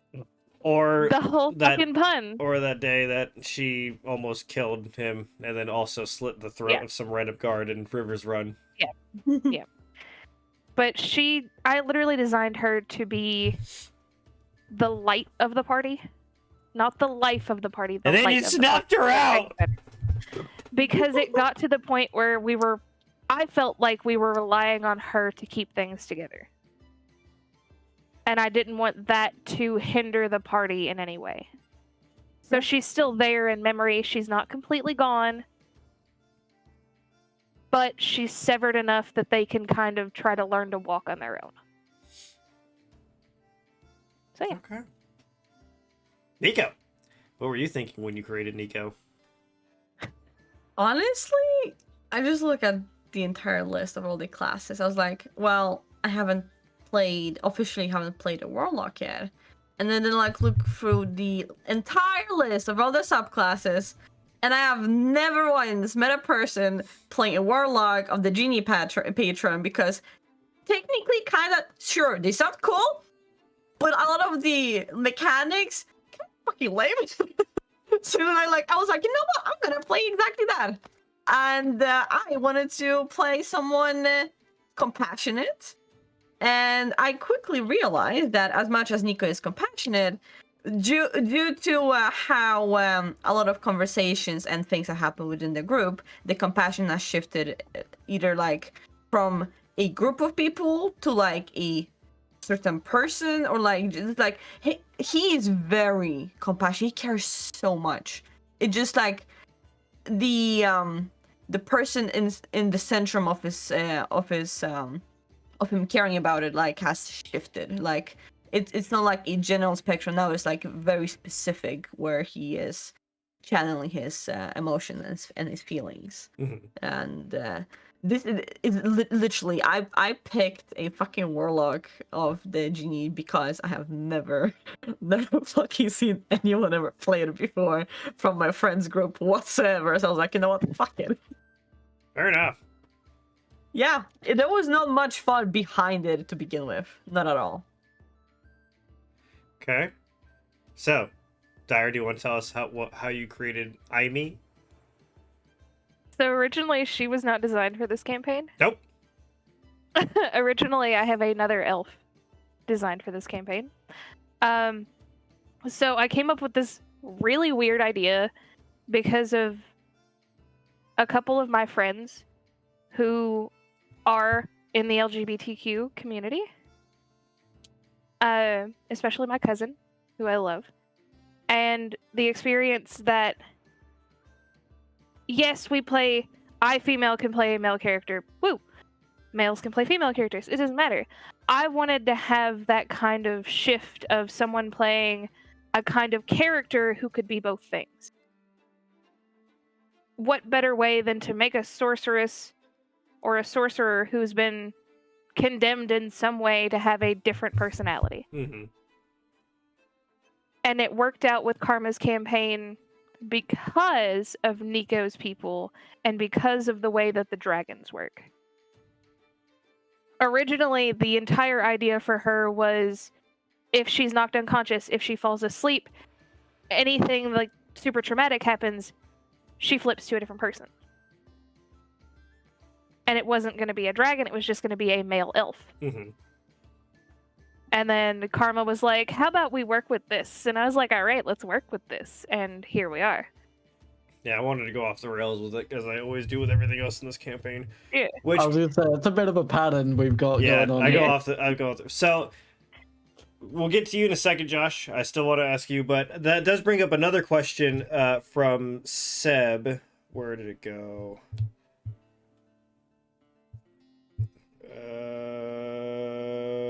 Also, Draxto's written a little differently, too.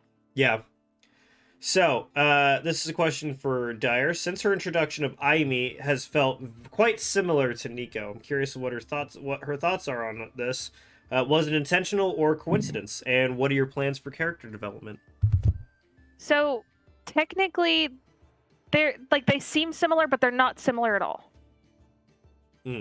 Like, it's similar in the fact of, yes, there's two people in the guise of one body, but it's completely different circumstances, completely different, not really symbiotic relationship. Yeah, Draxto hates your guts.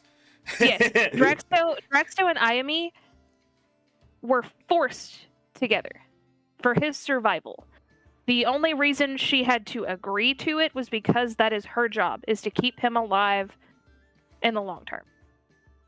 So originally, their characters absolutely despised each other.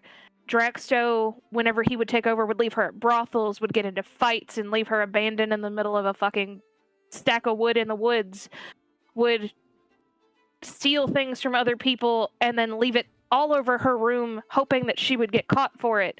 Like, it was a very treacherous kind of relationship. Mhm. And then me and Karma sat there and talked about it, and we had this whole, like, yes, they hate each other, but let's not make it that dramatic. Let's make it like a, we have to, at least help each other exist kind of thing. And with Nico and Tammy, they have a more, oh my god, Rebel, why do you do this to me? They have a more simple, we can make this work and get along kind of thing. But when you're dealing with a goddamn dragon, who is, I am better than every single entity on this moral fucking plane. Mm-hmm. And then you have a character like Ayami, who is, yes, I am of noble birth, I am of a high position, but my life is just as much worth that peasant who is groveling in the mud. It doesn't work out very well. I will also admit something that during the campaign, playing mechanically, they felt pretty similar to me, which is why I actually had the idea of adding the pseudo dragon so that it goes from sharing the same body and being so similar mechanically with Nico. I wanted to you to be able to keep that dynamic, but also give it a separate, to make it distance itself as a more original kind of character. You know what I mean? Yeah, it wasn't supposed to be copy and paste. That was not what we intended. Me and I explained it to Dragon. It's not supposed to be copy and paste at all. It's supposed to be like, this lustful dragon in this human body is having very much complicated life living with this pristine young twat of a girl kind of thing. Yeah. Okay, now we can go finish off with Josh. What were you thinking, and how did you come up with your character, Kazim? So I texted Karma for the first time almost a week before session 0. Yep. I didn't talk to anybody else until session 0, the day of.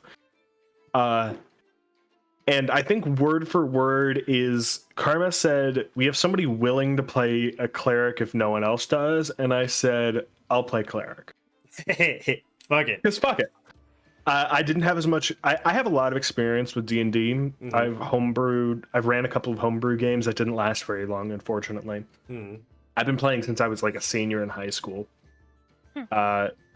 And I had played every single class multiple times over, but cleric just happened to be at the bottom of the list for how many times I played it. Mm-hmm. So I picked cleric. And then I just kind of ran with it from there. Life domain cleric made sense. We need a healer. It'd be a nice way to introduce myself as somebody who needs to be around for the party. I needed to be there.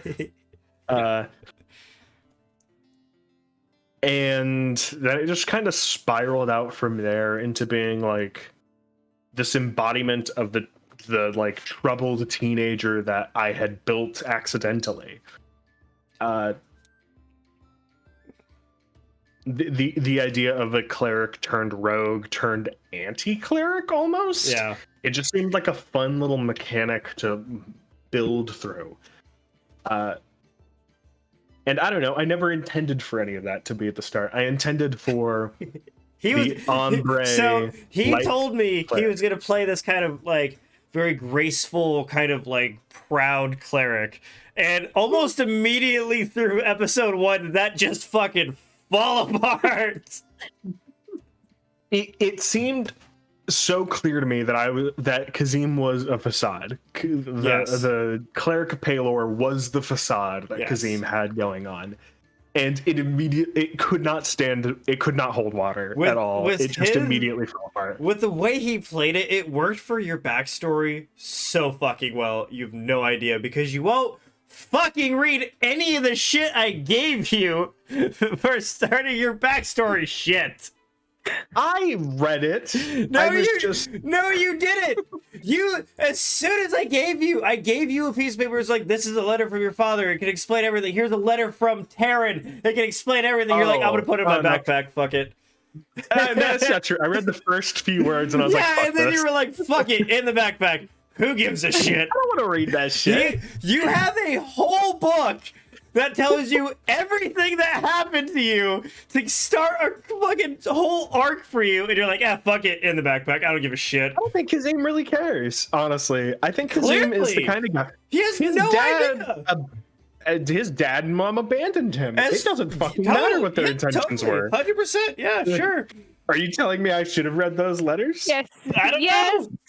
Karma, I have a question for you. Yeah. Do you want me to read the letters? I wanted you to read the letters 8 episodes ago. Now it's to the point where, fuck it, I don't give a shit if you do or don't. I ain't reading them. I have so much other shit written, but it's gonna come up at I'm betting right now, episode 120, all of a sudden, because he's gonna be like, I'm gonna read those notes that were in my bag forever. Put it up till Act 3. He'll be fine. All right. So Karma, Ladies and gentlemen, that is what we call DM subtlety. No.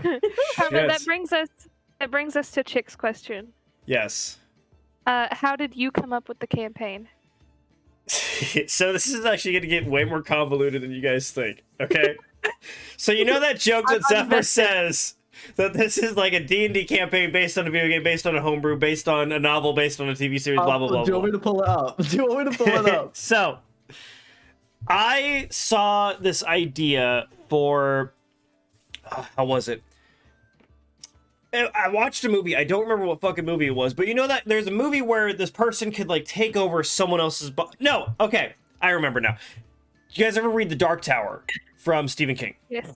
So you know that there's this part where he's on this beach with these crabs, and he can open these doorways into the eyes of another person in our actual realm, right?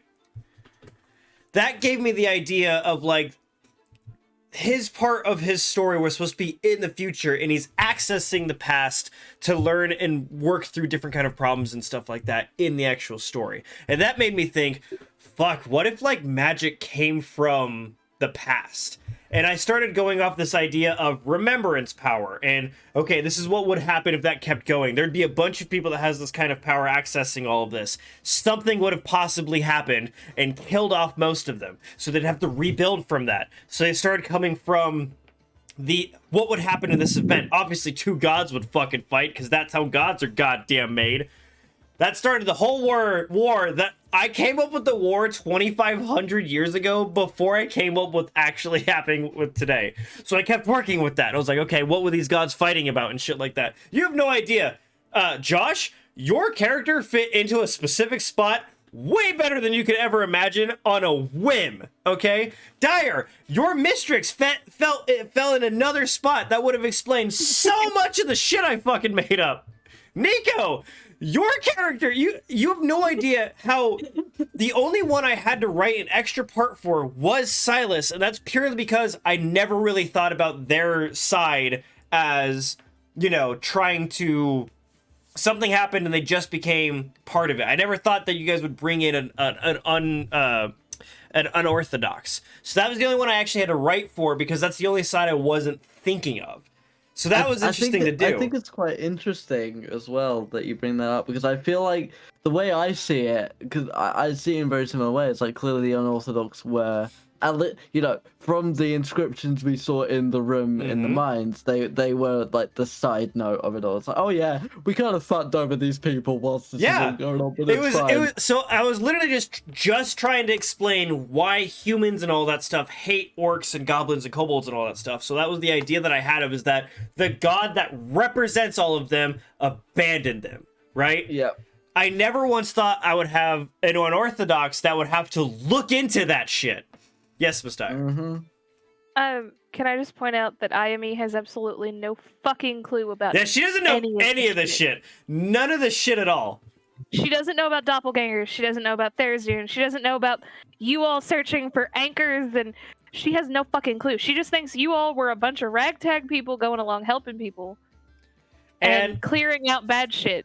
And another idea that I wanted as kind of a main theme, don't know if you guys can tell this, this is the best way I can describe my idea for this whole campaign, is nothing is ever as it seems. Everything should be fucking questioned, because you don't know, are you the memory, or are you seeing something that's not actually there? I wanted to kind of get you guys to have to question fucking everything that's been happening. Are the gods good people? Are the kings good people? Are there actual reasons for these people to be fighting, or is it something misunderstood? Everything needs to be questioned in this kind of campaign, and that was my main goal for it. Which is why I chose doppelgangers. Yeah, I was gonna say, the doppelgangers were, again, DM subtlety. Boom. But yeah, I do find it quite interesting, because it does feel like, from Silas's point of view, right, this is happening again, but now I'm here to make sure that the unorthodox have a say this time. What were you asking me? I'm sorry, I was reading something real quick. What were you saying? I was just saying, like, you know, the way Silas sees it is like, the cycle is happening again, but I'm gonna make sure this time the unorthodox are not the side note. Which is actually interesting, I think, for, you know, thinking so little about that part of this kind of whole campaign is actually giving it a different kind of perspective than I thought it would, which is why I was probably like, fuck yeah, bring that goddamn orc in here. I want to see how this goes. It was real interesting, and it was also interesting for Mistrix, that having to think of where you might come from to be totally different, but also keep you connected, and I found that perfect spot for you. And then it was always the question of, for her, am I technically unorthodox for them, or am I normal? Which was also supposed to be one of those things that question it. We don't know. She has no fucking clue. I see that Chick has another one. We'll read this one, then I'll go off of another one for Seb. Did you ever expect this campaign to be as well received as it was? I mean, you have D&D fans who love it, and I have friends who are into D&D, have listened to it with me on Spotify and loved it. I'll be perfectly honest, I never once thought any of the episodes would get over like 5 listens, and I actually want to share this kind of threshold with you guys. We passed 2,200 plays on Spotify. Oh shit. That's fucking bananas. How many of those are a theme song? Of the, how many of those are dragon? You have no idea. So 1,800 listens are from the theme song, but that also means all of our episodes are fucking over 400 listens. That's bananas to me. So no, shit. I never once thought that it would be. I thought this was just gonna be one of those things that, like, I make it, it's just kind of there on the internet, but never really gets any tractions. We're also, I'm pretty sure, looking at the statistics on YouTube, I think we just hit like 300 views too on all of our videos. Ooh. Could I interject here? I can tell you the exact moment I knew this was gonna blow up. And that moment was the Terror Night. Oh. Because and here is exactly why. Because I know, Kara, you say that you loved episode 2, for like what Silas had at Xenarch and having that moment of reprise. When we were in that room with Terran, and like, you know, I was listening to it when I was in Sweden with Ray, and I said to her, she was half asleep at the time, I said to her, you can tell everybody is in. Like, it's not a case of like, you know, we're all just kind of waiting for our time to say something. Everyone is on the edge of their fucking seat to find out who killed Bird Dad. I wish there was a better name for Aarakocras than birds. You're welcome. Woo! I don't know. Okay, I'll let you know. I do not remember that conversation. Yeah, no, because you were half asleep, and I'm pretty sure you were stocked up on mojito. But fair. But absolutely, that episode was the episode where in the back of my head I was like, this is what's gonna make, like, this is what's gonna pop. Like, Tales of Ethyl is going to be one of Karma's like defining life achievements, is how fucking good his writing is with this shit. I hope so, because I'll openly admit a lot of this shit's made up on the spot. A lot I of get it. that. And there are times where I've called you out and said, dude, what the fuck are Yeah, you totally. doing? And I know Like, my inconsistencies were timed. I'm very No- bad when it comes to like the length of time everything is. Not even that. I remember we were playing Sea of Thieves. I was like, dude, I love it, but fucking hell, just give us a beach episode. Please. Yeah, We need a I break. I overplanned, I will say. There is too many things I have planned going on in the world at the same time here. Josh, you look like you had a Absolutely. question. I do want to interject. To go with that inconsistency of karma, how long was our group chat named Karma's Possible One Shot? So, We okay. named ourselves the Bomb Squad, and fully like weeks after that, it was still named Okay, Karma's Possible so One Shot. for those of you questioning, I originally thought this whole campaign that we've done, we're on 21 episodes of, I wanted to do a one-shot for one specific town, for one specific instance in this whole campaign. And the craziest thing about it, we still haven't gotten past where the fucking one-shot was. Yeah. Yeah, 100%. This whole campaign was based off of a one-shot I wanted to do, which is, okay, when I say that this is a homebrew based off of a video game based off a homebrew, the whole reason I wanted to do the one-shot is I needed to make lore and a backstory for a video game I've been working on based on the first time I ran a campaign like this. And this is when it gets even crazier. That first campaign happens in the future of this episode. So Well, there this is campaign. of this whole campaign. So there is a chance where if we finish this campaign and if we all have fun, there very well might be a second one, because there's a whole future version of the campaign that happens that I based the video game off of. So I needed backstory, so I rewrote the whole thing in the back. There will be a second campaign. I'm down. You're not I'm gonna down. like- Already sign us up for it. You, We're here. I like the fact that you think this country's gonna survive our chaos. Also, I have a question. Yeah. How many of us actually cried because I killed off Mistrix?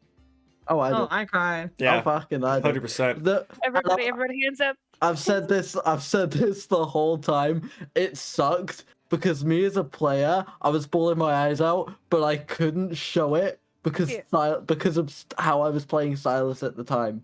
I was not allowed to show emotion, and I have never used my acting studies so fucking hard in my life.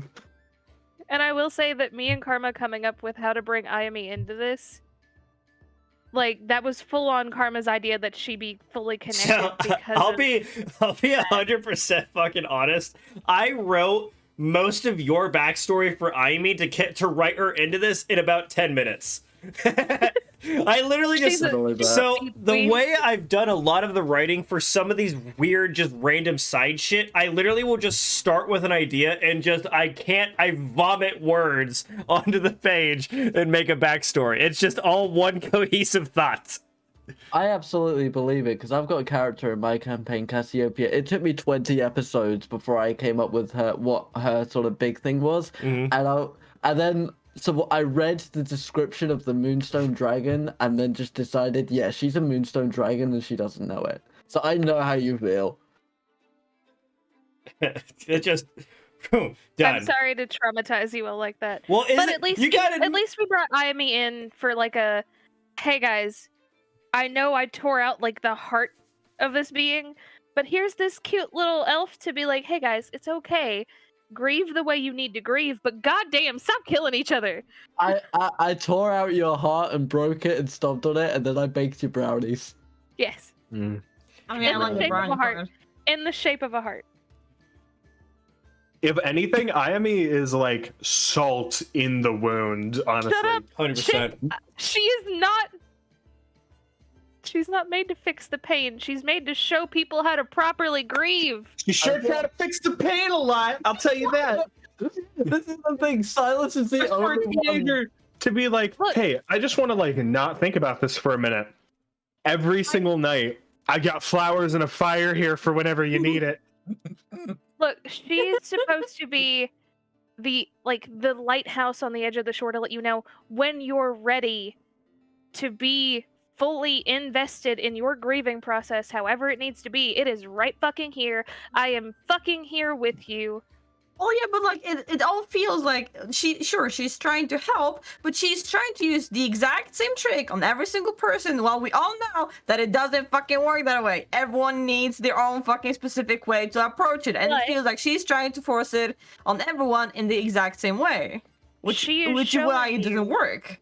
She is showing you that there is one door to open this.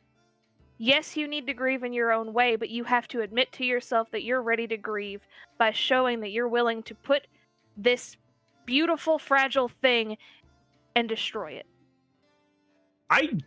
As myself, Josh, I don't make that connection at all fully. No. I don't see how putting a flower in a fire and saying their name is supposed to help my grieving process. But I haven't grieved enough loved ones to understand my own grieving process, so I couldn't really tell you. I'm gonna be 100% Chick. Don't get attached to anything in this campaign. No, every single one of you playing this, I do have thoughts for your deaths. Yeah. I have. Except for Kazim. No, Why 100%. do you think we Get all, attached to me. Dude, why do you think we've all got at least 2 backup characters? The funny thing about that is I did message them one day, guys, that they should all have backup characters, because I do have things that's gonna, like, ways that you'll die and whole scenes written about what your experience in death is going to be like. I went Absolutely. way fucking overboard for this shit. Absolutely. And I've got 4 backups right now. Good. A very quick interjection before Daya gives her explanation, because I'm very curious in hearing it. But like, the issue I've got is the backup character I want to play, I feel like I can't, because they are a dragon bloodline sorcerer, and we've already got one. Actually, so I have a way, I saw that character, and I know a really fucked up way to bring him in that's gonna be amazing. Just know that, like, obviously, because we've talked about, I'll say it, I've got a draconic bloodline sorcerer, who the very bare bones backstory of it is they were a street rat and now they have a purpose and they're just trying to go around and do good things. And then I've got a warforged paladin who I work with Karma, is from the original war with Therastoon and Paylor. Yep. Knows everything. And is a paladin and has that info. I will say this for all of you guys, especially up there that are playing with me. There is chances that your characters, your extra characters, they still have an I have you guys do that because they could still be NPCs because I like the ideas of them. Oh, 100%, yeah. I mean, you want to know something crazy? What's that? Dyer, your character, Aimee, will know Zephyr's backup character. Ooh, cool. Yep. That's like, my backup character is a fucking blood hunter, but Yes. she is from the war, and she is a torture master, basically. Mm-hmm. Ooh. So yeah. Well, fuck you. I don't have blood. I'm a warforged. But anyway, so Kazim, Josh, the way to explain how I came up with the morning circle, when you think about it, I have gone through a lot of emotional fucking trauma in my life. Not gonna unload all that shit here because it's not like that. But I have learned that an easy way to help other people come through emotional trauma, whether it be grieving or aggression or however it is to make something simple that doesn't seem like it has a lot of context, that actually holds a lot in the details of what it is. So where Josh just sees taking a flower and putting it in a fucking campfire,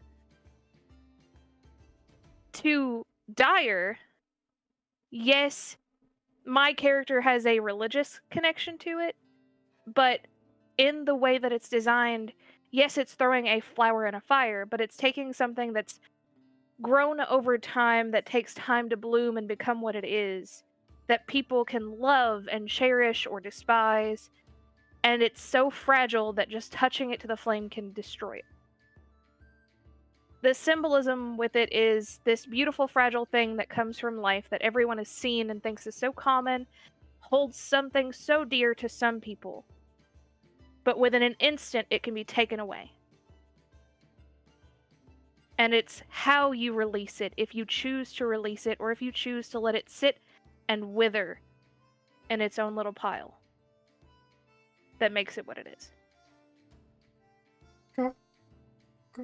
So for Ayami, you all are sitting there ignoring this and letting it wither. She's not changed your flowers.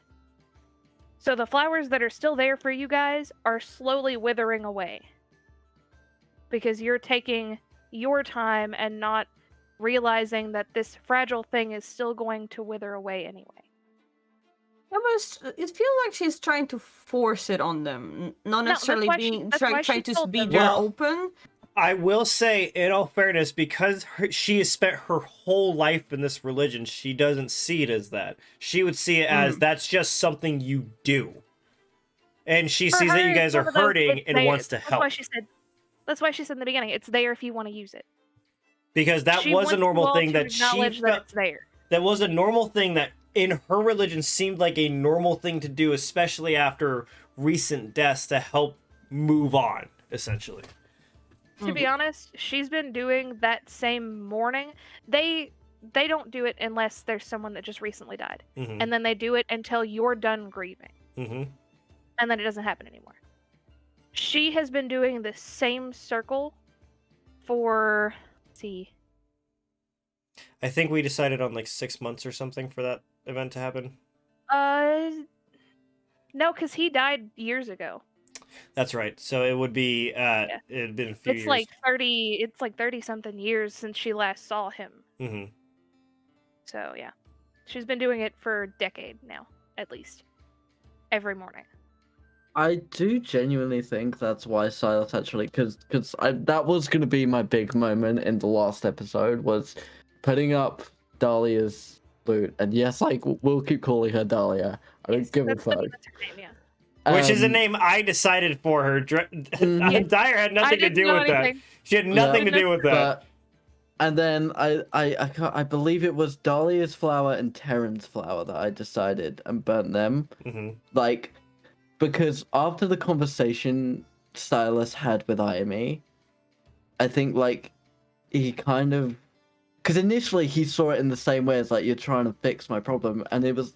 When they had their conversation, like, it was... Like, she doesn't know how to help. So I was like, okay, I'll tell her I need a private place.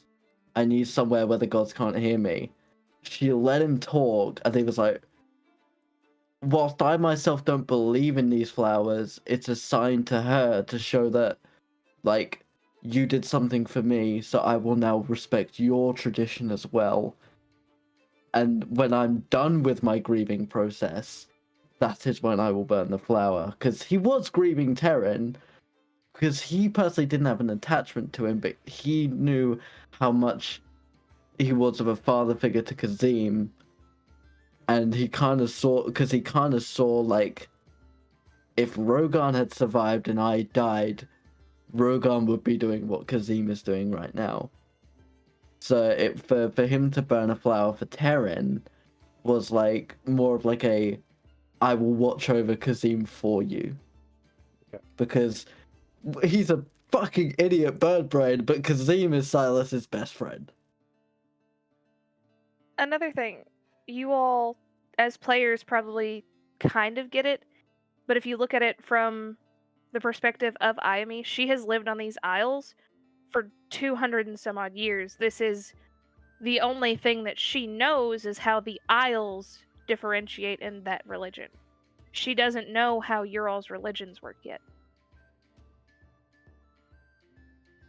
So she's not sure how you all go about your stuff. She just knows that maybe if I show them, you know, it's okay, maybe they'll open up. Okay. It is kind of that thing where I'm not forcing you to do something, but leaving it outside of your tent every day. She only does it in the mornings right before we pack up. Okay. Yeah, It's so still not that there thing at of like night when we go nailing back. it to your door, right? Like, She doesn't put You it don't- right next to her tent. She puts it away from where the tents are. That way, if you all want personal time for it, you can go over there and talk to yourselves and do whatever. but it is 100% within eye shot of everybody, right? Like, it is there enough that we can see it so that we can acknowledge that it exists. It's there so you know where it is, yes. And it's always lit. in the morning. It's just the concept of saying that's like living in a graveyard next to your wife's grave, right? It is like I can go over there and mourn anytime I feel like it, but waking up and having that be one of the first things to think about, even if it's not the first thing, it is very much saying, oh yeah, remember that loved one that died a week ago? That is fair. That is fair. It's Yes, not just salt in the wound. It's cutting a grapefruit in half, dipping it in a pound of salt, and then sewing it to the wound. That's a bit excessive. It's one of those. That's how the Platinum Dragon, the Platinum Dragons more embrace that kind of thing to help themselves as it's moving forward. But I do see it from an outside perspective. Yeah, from an outside perspective, it's a healthier way to go about it for sure.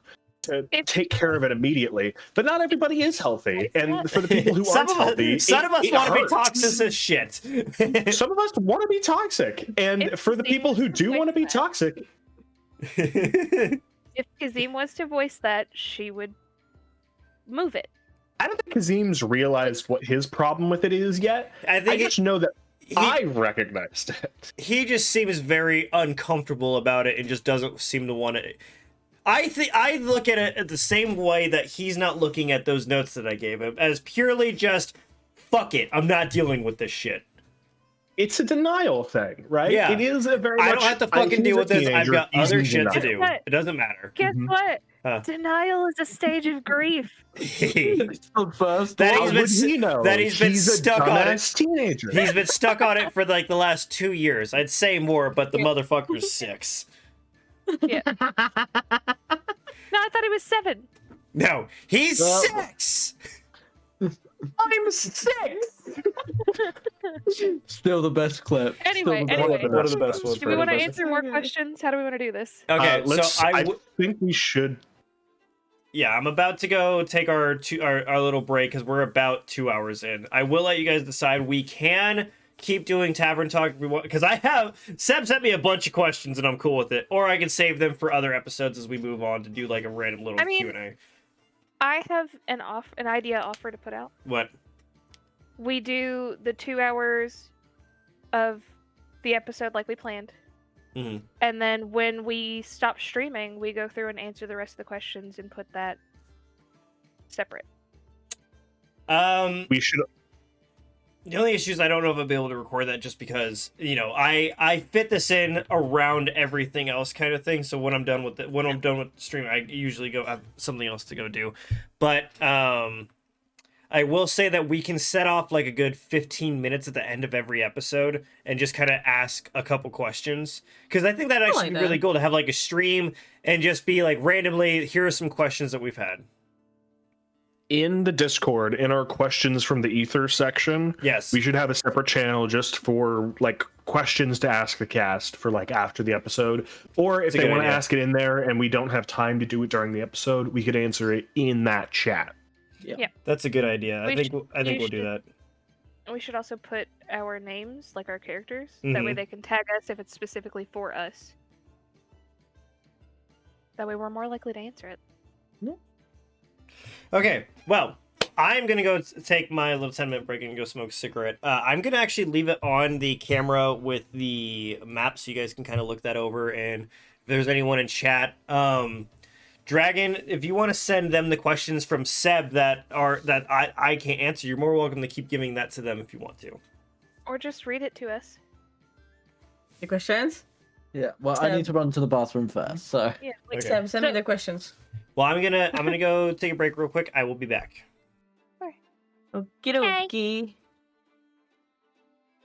It's a lot of unpacking. But no, I understand, Josh, your way of viewing that. But I also have to think of it in her eyes, because she doesn't know everybody else's shit.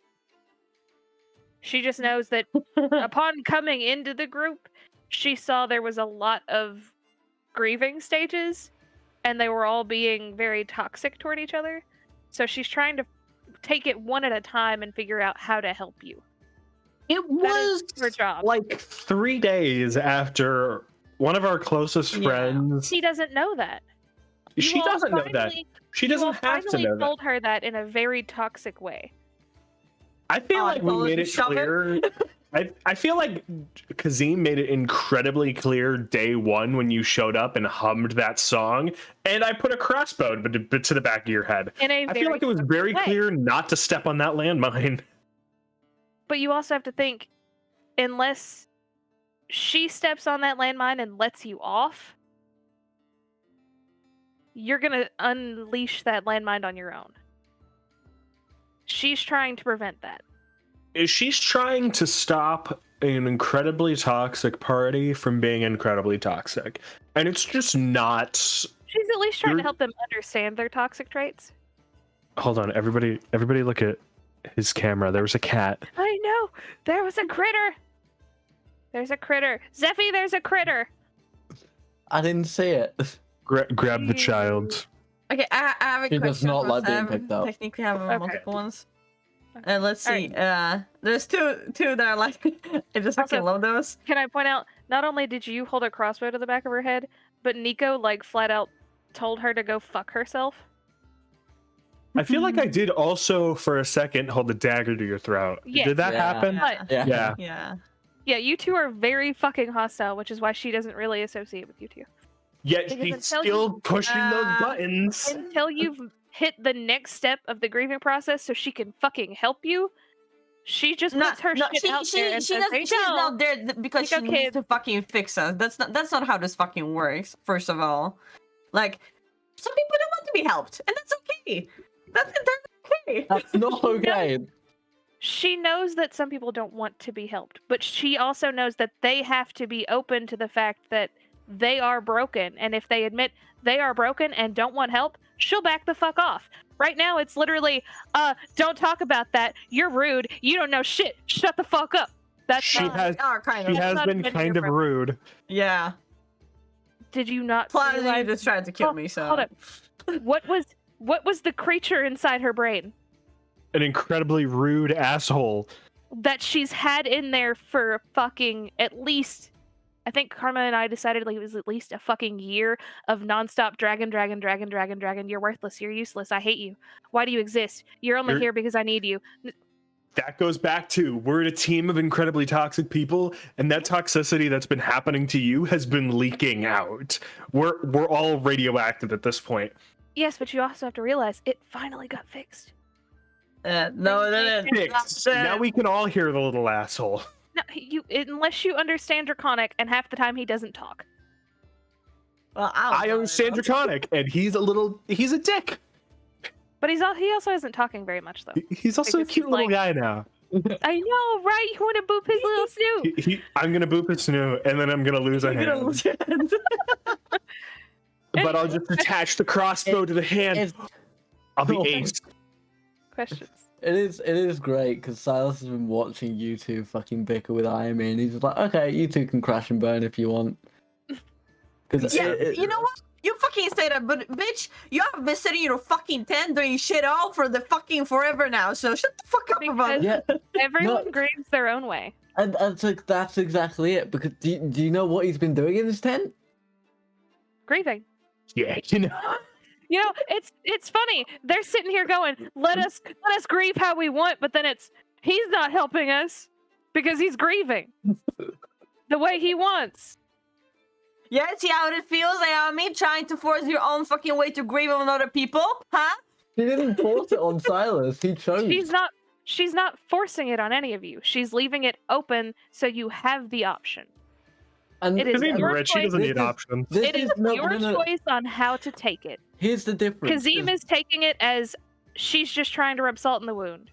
and I I'm think not. she's trying to. I'm saying she is actively. No, but here's the thing, and here's the difference. And obviously, I'm not going to say what everything was going on. But whilst you two were fucking around with the Mountain Eater, me and Daya, like, she was teaching me a language, and I was teaching her different herbs to cook, and stuff like that. I was teaching her what garlic is and blackroot and all that.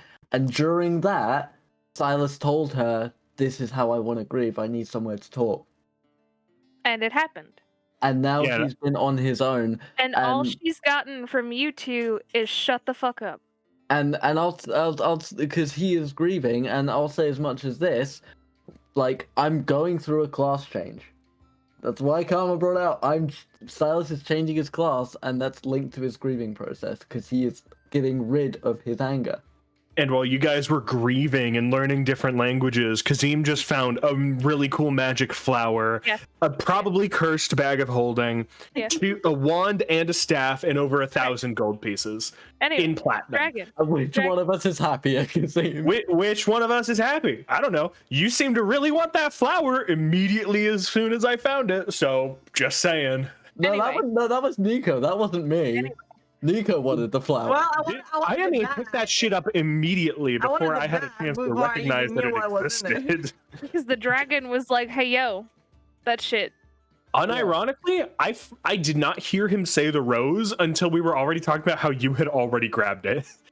Oh, don't worry. It got them fucked over. It's fine. Yeah. It's because that rose was very obviously linked to Tamiel because it was the exact same colors. Anyway, It's a Dragon. stretch. Seb had questions. Stab! I love you. Those are gonna be two stupid questions simply because. Oh well, Karma's back. Shut up, Karma. Karma, we're still on break. Hold on. Quick, No, you're good. Keep going. First question: if there was a rap battle, which one of our characters would win? Kazim. Draxto, because he would tell all of you all to fuck off, and he would throw acid at everyone. That's not a rap That's battle. not how rap battle goes. He may be an acid dragon, but you know, in a rap battle, he'd be spitting fire. You can't beat that line. No, it doesn't work because he can't spit acid anymore. He can. If I tell him he can. Just not Fuck at off. people. Yeah. Not willingly. If I tell him It's like he can do asking it, your mom for permission before you talk shit to someone. it's like Hey me mom, looking can I at go my on guard dog. Twitter.com? It's me unleashing my guard dog and saying, Skittle. But yeah, no, absolutely Kazim would win because Kazim knows all of our insecurities. He doesn't know Imies. All he has to do is rap and rhyme. Sure. Actually, I have a great question. But Iamy knows Let's hear his. Kazim, what do you think are our insecurities, each character's? Oh, that's okay. That is literally for Kazim. That is for Kazim, not Kazim, Josh. not So Josh. I'm trying to make that separation in my brain, and it hurts. Silas has dead family members, and I'm gonna go full roleplay moment here. Kazim, could break Silas down mentally with just the concept of his dead family by giving him visions of his dead family. And I know I could break Silas in a week with just that information. When it comes to Nico, I know Nico has a huge fondness for Tammy. If I can convince Nico with a high enough deception check that Tammy has been using Nico against his own will and has been like mind controlling him or something, I don't even have to I don't need proof of that. If I can convince him willingly enough, then I will separate Nico's gonna I can drive a wedge between Tammy and Nico. I will separate her. There was a time in their shared existence, so to say, that Nico did genuinely think that, and he actually got over that, and he doesn't believe in it anymore. But if you can dig up those past insecurities, the tower comes crumbling down.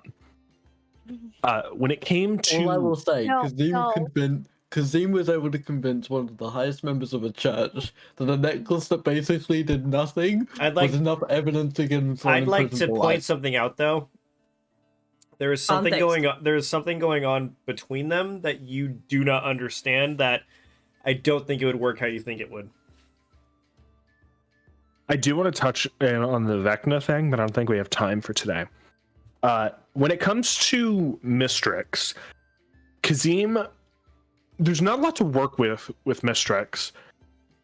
Honestly, not knowing your past is a crutch, but it's also a huge boon, right? It is. You can't be like, I could tell you did something fucked up in your past and somebody wiped your memory. Is that going to affect you? I have an easier one for that. You haven't. You have access to an easier way to completely destroy her. I mean, it's all about trust. Like that's all that's it's about. No, it's not. It's not even that. What was her biggest fear? What was the reason she gave for staying in the goddamn dreamscape? It's sharks.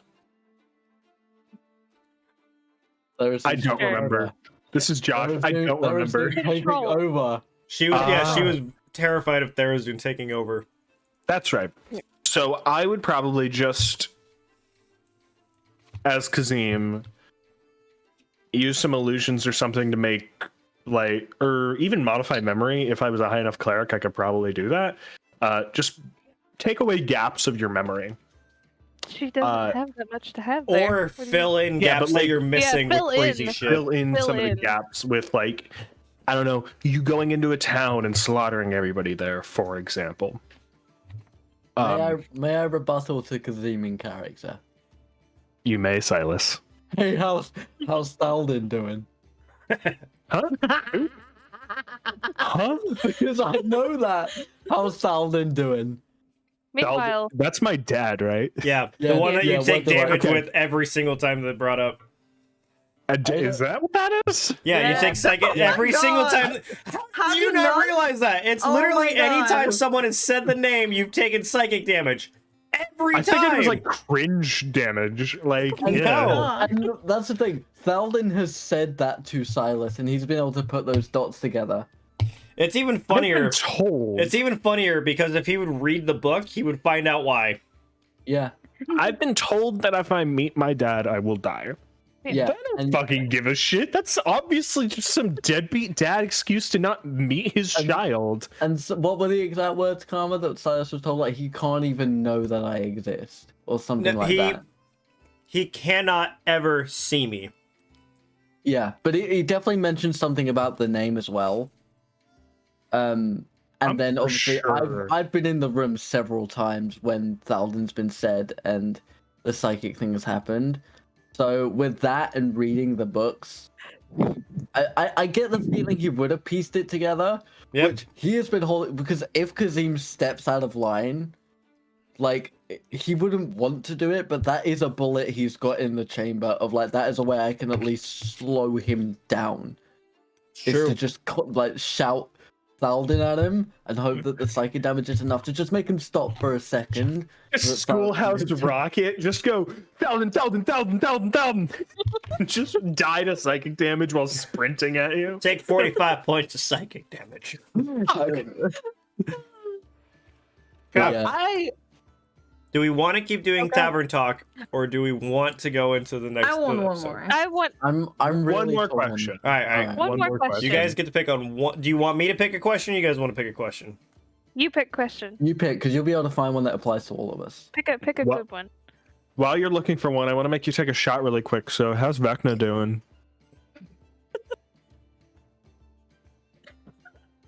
So I'm not. He just I'm looks not up going to answer all that and justify because you menacingly. guys are going to find that out, and you know that, so that doesn't count. But there is one. Take From- your shot, pussy boy. I'm gonna give you another shot, but it's I want to say it's from one for Seb.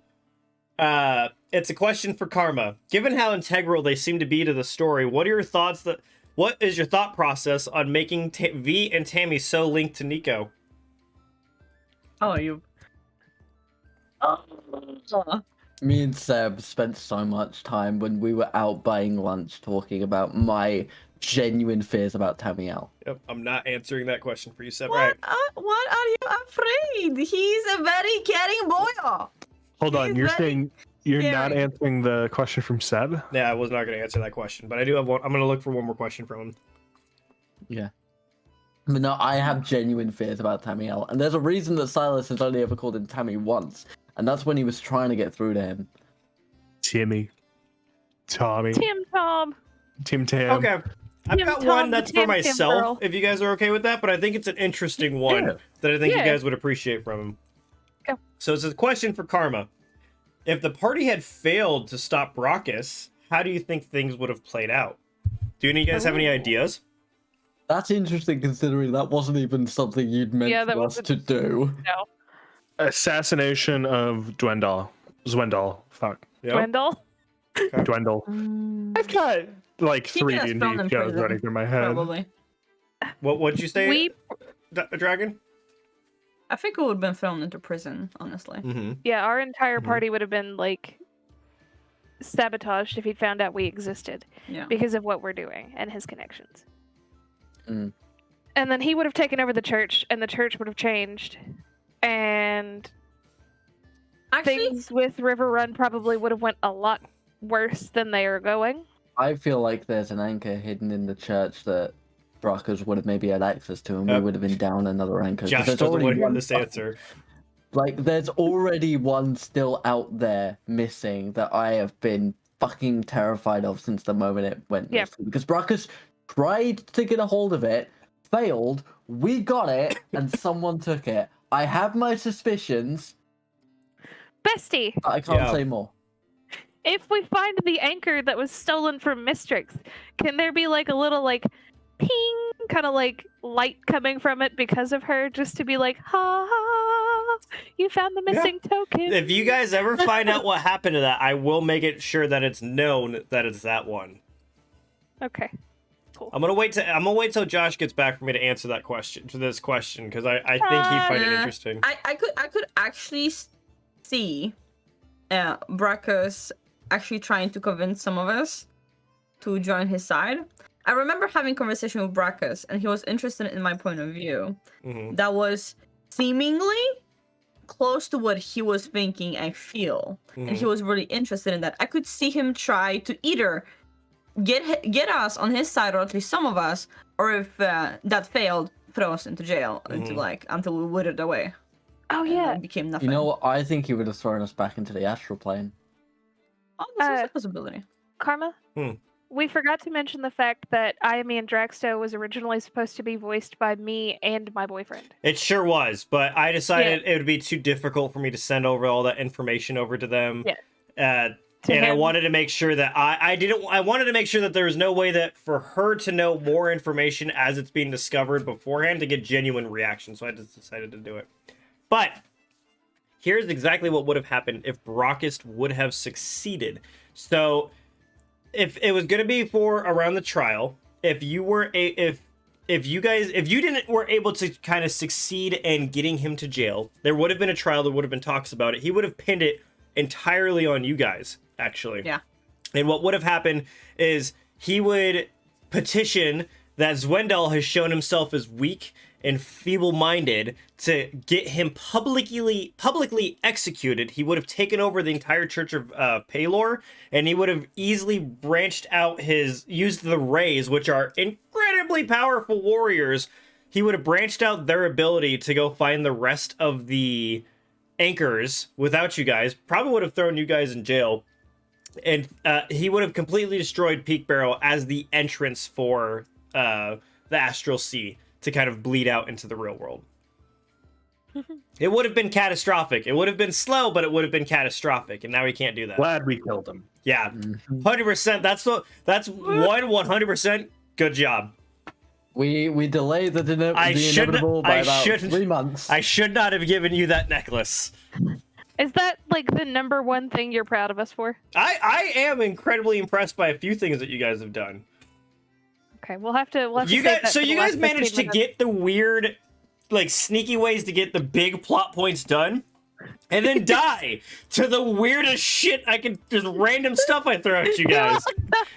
We spent a month, a full-on actual month together. Like, when Karma would leave, the four of us would be sat here, be like, right, how are we genuinely gonna bring this conspiracy down? Month of working on that, going through foolproof plan, only for Josh to have a backup plan that was perfect. We took it too seriously for zero reason. That was the crazy shit. Also, before we get into the actual campaign, can we all acknowledge the fact that each and every fucking one of you had a hand in Mistrix almost dying? Yeah. At least once. Yeah. Every single one of you. Yep. It was like a group activity. Let's see who can kill Mr. Nico, you literally almost did it by your hand in the middle of a bar. Okay. That's different. Good morning. And boom. The one thing I'll say, Di, is like of all the times to fail my con save. In all fairness, I will also say technically Mistrix almost killed Kazim as well, so. Remember that time I shot her while she was laying in bed? That was fun. Oh, I remember that. There was a knife sticking out of my thigh. Yeah. Well, I was over here trying to be smart about it, and you two were like, "No, we're just gonna shoot him." Oh, okay. Well, fine. I guess we won't be find fair- out where the real one is. that was a doppelganger. We just didn't know. Yes, I did We so just good, thought though. we I'm knew. so proud of myself on that one. I feel like Karma picked up on the fact that I knew that it wasn't her because Silas would have known shit. I mean, come on, of course it was not her. Yeah, but here's the thing, right? Silas was trying to figure out where the real one is, and we didn't get that info. Nope. Well, technically, Nico kind of knew, like, had a feeling, or like, at least, like, he probably was getting crazy. Yeah, because Silas also knew that you secretly knew. Like, from Silas's point of view, it Yeah, was but like, Silas doesn't believe in shit that Nico says at any point no, whatsoever. but even if you had said, "Oh, I've got this information," it would have been something on the back burner. That could have been a, "Hey, I got you, Silas." But it wasn't even that. Silas was like, "This is clearly not the real Mistrix. Nico's got a knife in his leg because he's shooting at the clearly doppelganger, whilst I'm trying to figure out where my friend is." But I can't tell you guys what I'm trying to do because we're all here. All right, It's her fault for So- screaming, so... Thank you guys for the questions. We will continue this TED Talk next time.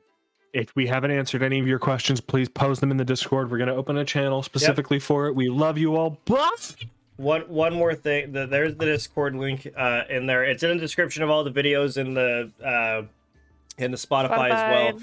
So if you're in the Discord, I will be opening a channel after this episode to have it for you guys to ask your questions for anything that you might want to ask us. And I think we're going to take like maybe 10 to 15 minutes at the end of every episode to try and answer at least one or two of those questions every episode, just to see, what you guys, and it'll be cool to see how the questions develop and stuff. But yeah, just make sure that you at the cast because we should all have that role. Yep, you guys all have the cast role. So, yeah, I guess we'll get into our little bit shorter episode of episode 21 of Tales of Ethyl. So where we guys have left off was we had just made our way to River's Run. We finally have gone all the way after a very long, excruciating trip through the woods.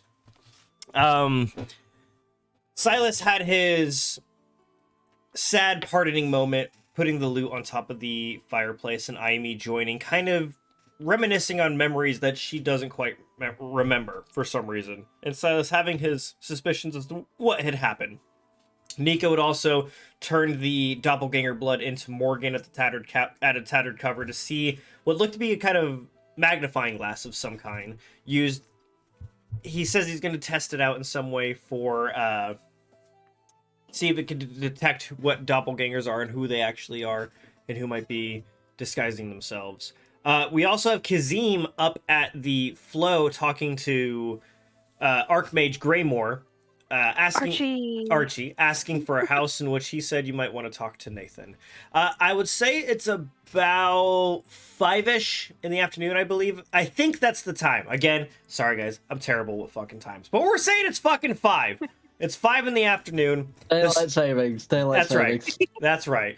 The sun hasn't quite gone down, but it is beginning to dip as it gets a little bit darker. Aimi and Silas, you guys are at the tavern. Aimi, I'd assume you've tried at least one of the disgusting tabaxi drink that they were drinking for some reason.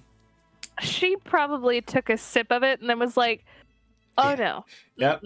Put that back. That's fine." And I would say, Nico, you were just walking out of the tattered cupboard, and Kazim, I would say that Archie told you that he was gonna go talk to Nathan and see when it's available for him. So I'd assume that you were just kind of in the lobby at this point. So I think we're gonna start this story with Nico, actually. Ooh. As you just were told that you should go see Tasha or Nathan as you walk out of the tattered cupboard, and he's put up the closed sign as he now is beginning to experiment on the new magical item that he's been working on. So Nico, I'd like to ask you, what would you like to do? Well, Nico was told to go meet up with Tasha and Nathan.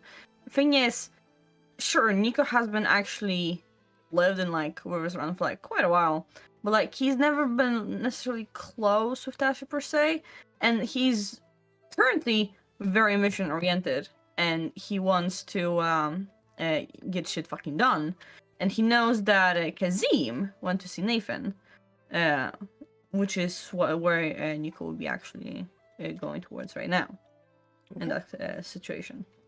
So as you begin, you make your way down the cobblestone roads that you recognize, and you've been there for a few weeks before, come to love every nook and cranny of that area. You walk past the tattered cover as you're seeing Aimee and Silas inside talking to Tasha as they drink some kind of gross grayish drink in their mugs. Ew. As they're all kind of conversing, you see the loot on the fireplace, and as you walk by, going over the bridge, over the river that still seems to be flowing as it ever does and never stopping, walking past the the grounds that used to be where the carnival is, as you see what only seems to be small scratches and bends in the dirt as distant memories of the carnival that used to be there.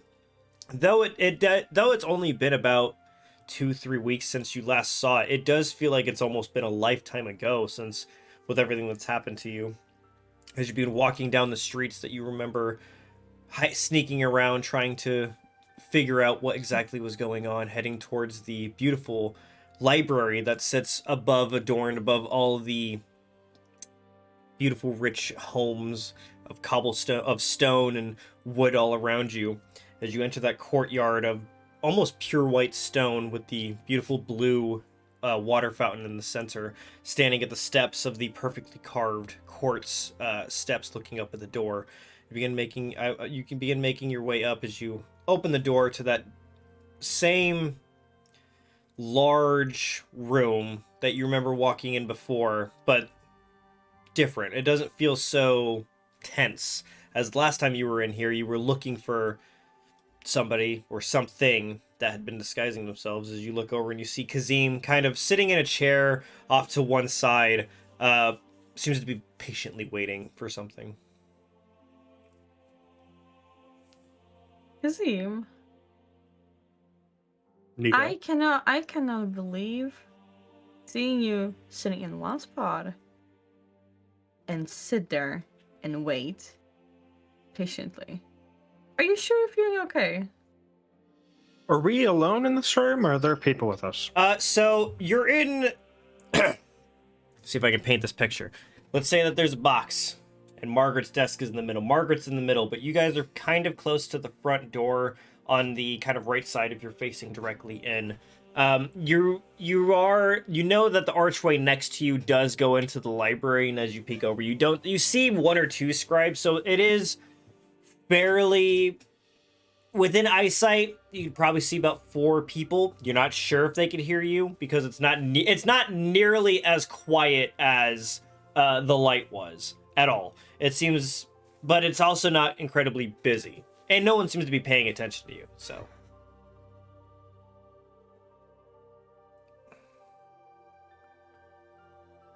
We should. I have things I need to do eventually while we're here, but I'm just Okay. trying to take it easy right now, you know? You're trying to take it easy. Have you We're gonna meet- had a chance to talk with Nathan yet? Not yet. That is going to happen hopefully tonight. Archie just went to set something up. Okay. Which I would have told Archie to get everybody together, like the whole council. Oh, like tonight. If we can do it tonight, if not tomorrow, I kind of need the whole council in the same room together. I mean, I suppose. Earlier. Look, I was wondering whether or not you wanted to. I mean, I know, sure, I invited all of you guys to, come over and eat dinner with my family. But I was going to ask you if if you would actually like to come, and you don't have to. Here's the thing, like, you absolutely don't have to if you don't want to. But we're back home, and I don't know what to do, honestly. Like, we here to report back, but after that, like, it just kind of feels like kind of falls apart. I mean, I don't look, we're not on the best of terms in this group, and it just feels like everything just falls apart as soon as we just check in,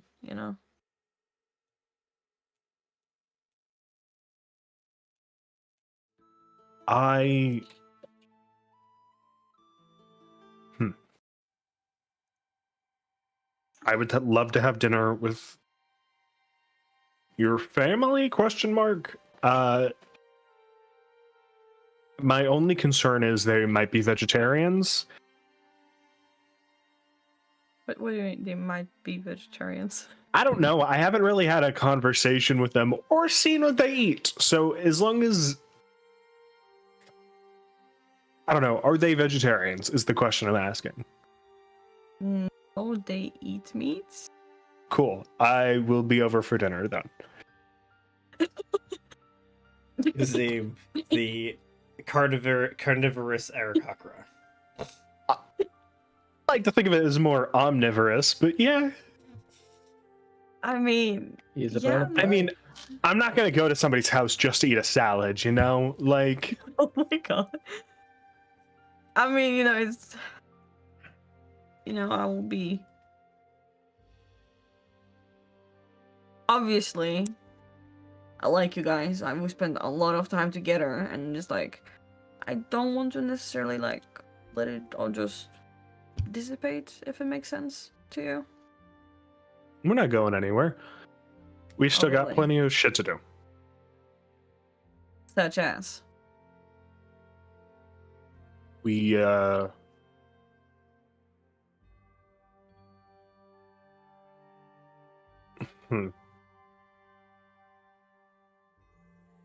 Exactly.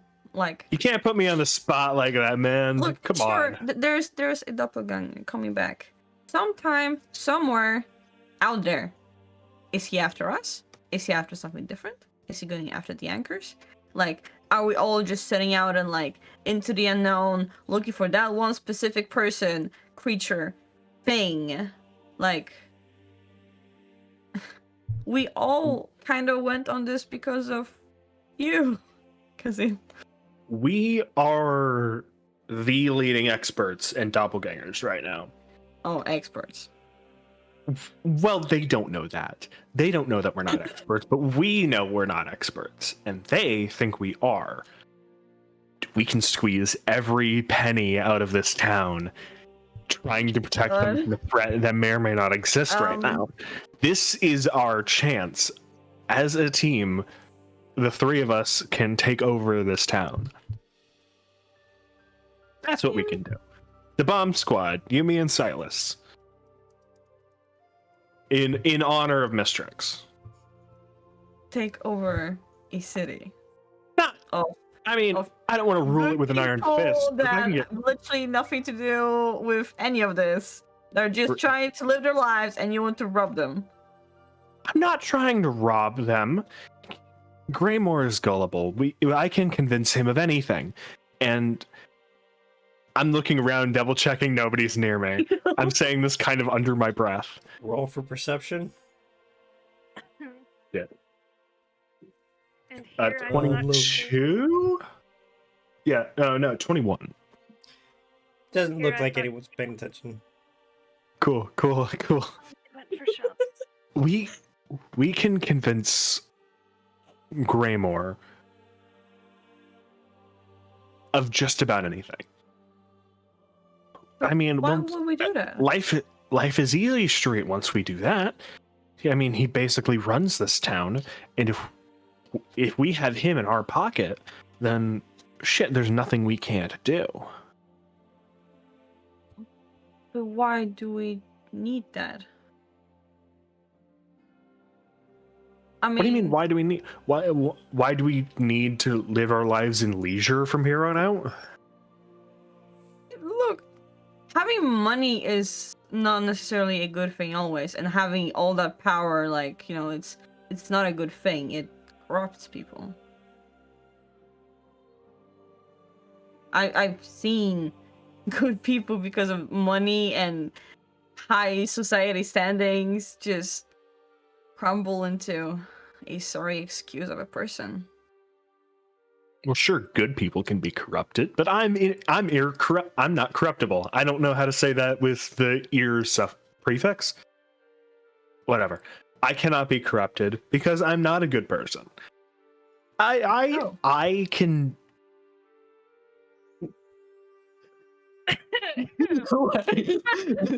Why? I can't be Wait, like- corrupted because I'm not a good person. I'm ahead of the game. I've already been corrupted. You can't. What are you gonna do? Corrupt me twice? Two rights don't make a left; they just turn you around. So Two negatives make a positive, though. It's two three. negative. It's three Not unless lefts you're make a adding- left. It's three rights make a left. Three rights make a left, but a negative and a negative, Make a unless positive. you're adding to them to get. Well, if you're subtracting them, or If you're sub- if, Yeah, math. It got you. math is hard. Math if you're is hard. subtracting Right, if you're so- subtracting so them, you- you're still making a positive. Yeah. Math is hard, and I've had a lot of whiskeys. Lay off. If you Cheers to that. if you minus a negative number, you are adding that number. Yeah. So you're making a positive. Yeah. But what if it's already a negative number? Well, it you're- doesn't you're- matter. That's just the it- starting then you're- point. So if That's you just take the starting point. we're gonna stop Tales of Ethyl and do this math lesson. If you have -4 and then subtract -6, you have +2. Yeah, but if you take -6 and subtract -4, then you have a -2. You have to make sure that both negatives, well, the first negative is worse than the second You're still negative. closer It's to the still- good. You're still It's still closer a to more the light. positive number. Yes, it's still a more positive number. I'm adding. This is what we stopped the story for. Okay. I'm sorry. Josh, like at the start of Tales of Ethyl, I quit my job at school. I didn't need you to bring it back into my life. Baby, tutor me. So if I take, We should have just done tavern talk, for fuck's So- sake. so if I take one knife and stab you with it, and I take two more knives and stab you both of them, how many knives have I stabbed you with? Well, he's dead. Now, if you Yeah, stab. if you add negative one of those knives, how many knives are you stabbed with? Fuck, that's already too many levels deep. Okay. Also, Josh, you got it Back wrong. to the story. Yeah. Yeah. And we're back. Nico, I mean, I don't want to be like a villain. I just don't want to have to worry about any of the things I do, you know? I feel like we have worked hard. We've lost our friend. We shouldn't have to put up with any bullshit anymore, right? And we have a way we can do that so easily. It would be wrong for us to not take it. I mean, you know, I kind of agreed to go on this mission because I was under the impression that we were trying to actually, you know, save people. Like, We have did saved not do people. this for money. We were not doing this for some artifact. We were We should have doing done this it for because it money. was the right thing to do. We should have done it for money, honestly. Rather, Zwendal specifically put me on this mission because he thought it was nothing, right? And he thought I was nothing, so it would work out fine. And now we find out it's much bigger than we all anticipated. And he fucking threw me into the deep end, and I dragged you all under.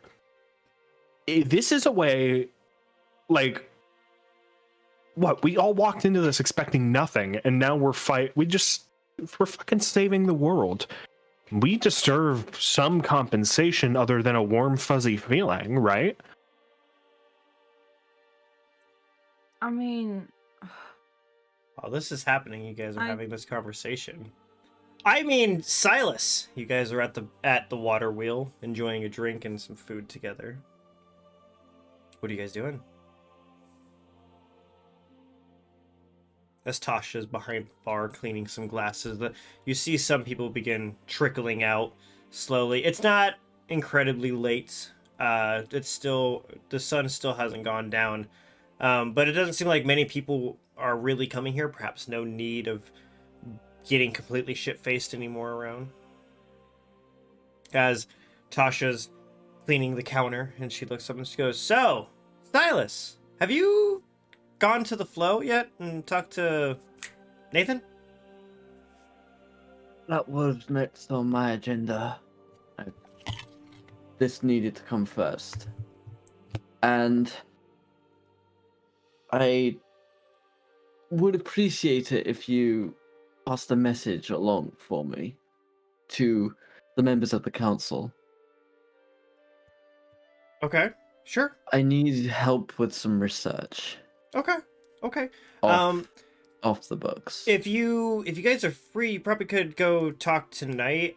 For a message like that, I could probably, I mean, I don't know if Morgan and Elizabeth are up to anything tonight, but I could see, and perhaps we could go up there and together. But yeah, I could pass that along if not. It would be helpful. I believe Nico has invited us to a dinner tonight, but I'm sure we can work a meeting around that. And Oh, also I'm with, assuming. Yeah, Nathan. He probably saw you guys on the way out, huh? someone Oh. of, I believe, the young girl's father. Really tall guy, kind of burly, early 40s, I think. Yeah, that's Yes, Nathan. I was. Nicholas. That's Nicholas. He for sure. Yeah. He I probably. was disguised at the time. Oh, fair enough. Yeah. Well, I'm sure we could figure something out. Maybe you want to bring your friends down here or something. I don't know. I will see if I can convince them. They are both still very much in denial of our loss. Perhaps you can help them with that. But I need research done on an individual, an entity. I don't know. Okay. She pulls out a little like scrap of paper or something, and what looks to be just kind of a pen, and you see her like looks like she just dips it in barbecue sauce or something, and she just goes, what name of this individual you're needing? I can probably to go talk to Morgan relatively soon. He might even have books and stuff we can look at too. Tamiel? Actually, that's not his name. Oh, and I'm sorry. Silas, is she kind of, Iame, Lady of the Dragons. Hello, it's a pleasure to meet you. I'm Tasha. I run the water wheel, and me and Silas here go quite a ways back. It's a pleasure. It's beautiful to meet your acquaintance. Your establishment is rather heavenly. Well, thank you. I appreciate that. We work pretty hard here. But the name that you were given, it's not quite proper. Draxto told me that true names... Basically, we're looking for Edenfall. Or Edenfall? They'll understand. The gentleman's name was Ventus.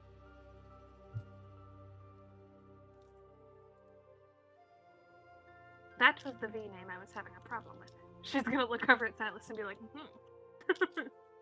Right. Draxo apparently knows more than he's letting on, but he wants me to come up with my own conclusions before feeding me any information. It seems like every greater power wants to work through riddles and trickery. It also has some connection with the other V name,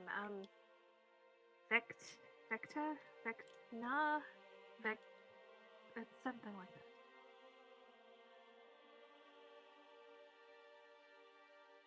But she's gonna kind of like take a second and look at Silas and be like, Are you all on some sort of grand adventure that you didn't inform me of? It is a difficult subject to explain. And here I thought you were just a bunch of adventurous peasant mercenaries. Peasant mercenaries? Oh, you misunderstand. Silas and his little ragtag group are heroes. They saved this town from these incredibly creepy creatures. What, Silas, what did you guys call them again? The doppelgangers, I believe. They could change their faces and, like, read your mind. It was incredible, the kind of things they were telling me. Can I roll to see if that would spark for her? Go ahead and roll for... Ooh. We're gonna go with perception, I think, because that's... You're trying to recall something. Straight perception? Yeah, I'm gonna say so. Actually, you know what? We're gonna go wisdom. We're gonna go wisdom. Straight wisdom. I rolled a 19 plus 3. So, you remember them talking about doppelgangers before. You do know... You've heard fairy tales of doppelgangers existing, but you thought that was mostly... This is mostly an Ethyl kind of fairy tale about creatures that just change, read your thoughts, and be bad people to project your bad things on. You never... As far as you know, they're fake. They're not real. So, are you like fairy tale hunters? Fairy tales? Absolutely not. These were the bona fide thing. I mean, from what Nathan has told me, or no, what Morgan has told me is that the last time we've seen them was about 1,500 years ago or so. But they are more than just a fairy tale. I thought, don't get me wrong, I thought they were too. I thought it was ridiculous when he first came to me with it. I thought maybe he found something at the carnival, but they were... And you see her, like, kind of go off into the distance as she's... you can see her remembering how she found out. I go, they are very real. They are the ones that took my clan. And I think Tasha will notice he's saying it like he's not afraid to talk about it anymore. Yeah, you do notice her kind of look up at you and she goes, oh, okay. I thought it was the purists. I'm sorry. Are we okay to... This is okay? We haven't talked about it since it first happened, so I just want to make sure I don't... As you see her kind of looking around, like, try to find something, maybe, I don't know, bolt down, because she knows you're prone to rage. I'm gonna ask you, Karma, would it trigger? I will say... Yes. It would, so roll for Constitution for me. Cool. Yeah, because I'm not sure exactly where I am in that right now. If he seems like he's going to be a little upset, Imy's probably going to put her hand on his shoulder. So you can roll with advantage. Cool, because I was on that one. Mm. Oh god, no, that was scuffed, sorry. But, fuck, that's a 9. Fuck. You do started going into a rage. You do start swelling up. Imy, you notice that he is white-knuckling his fists right now as you hear him breathing heavier as he's not able to kind of control himself. And Silas, I'm going to say that you probably just walk outside because you don't want to destroy the bar. Yeah. Would it be clearer, like, to both of them? It's like, I'm trying to fight it. Like, yes. This isn't what I want. You can see that him getting incredibly angry, but you do also, like, you look at his eyes and you see him, like, darting back and forth as if he's trying to find something. Your best guess would be that he's trying to find a way to just kind of stop and push it back. And then you can tell that he obviously realizes he can't, and he walks out the front door. Damn it, I fucking knew it. I shouldn't have said anything. No, it's not your fault. He's trying. Still, I don't know if, you know, it's such a touchy subject with him, and I hate causing him so much pain. And, you know, seeing him not too afraid to talk about what happened, I thought maybe he had started moving past it, but obviously it's still getting to him. Damn it. It does take time for wounds to heal.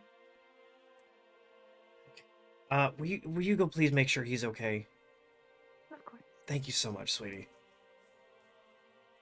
with that, she's gonna kind of do a little bow and then step out to Okay. find him. So as this is happening, you go outside. I'm gonna say that Kazim and Nico, Greymore is beginning to come down the steps from the area that used to be the throne room. As he walks up to you guys and goes, "Oh well, hello. I believe you told me your name was Tammy." Nico. Nico, I'm so sorry. Welcome back, guys. I did talk to Nathan. He is willing to see you guys tonight if you guys would like to. I'm not too sure about the others if they'd be able to be there. I think they might have some other things going on. And with you guys being in town, that reminds me. Have you guys spoken to Morgan tonight? I have actually. We have already delivered the Excellent. Then I assume Yeah. he's probably experimenting as he normally Yeah, does. he showed me some of his research and it was fascinating. Excellent. It looked really promising. Excellent. So I assume he probably won't be able to join us tonight, as he's probably Why not be? experimenting, but he may be free in the morning if you guys would like to. But we can meet with Nathan tonight. Kazim, you did talk about how an idea that you could have, and I think Nathan would be very interested to hear what your idea may be for compensation for how much work you guys have offered to us. Compensation.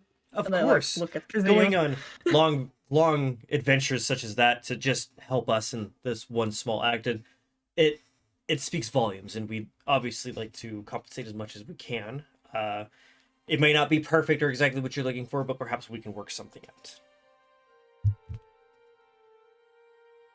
Can I? How do I want to ask this? Does he know that I'm not a follower of Paylor anymore?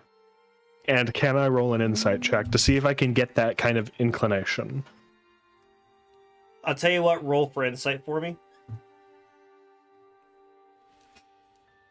That's 5. No. Yeah, you can't Real tell. low. Yeah, you can't tell.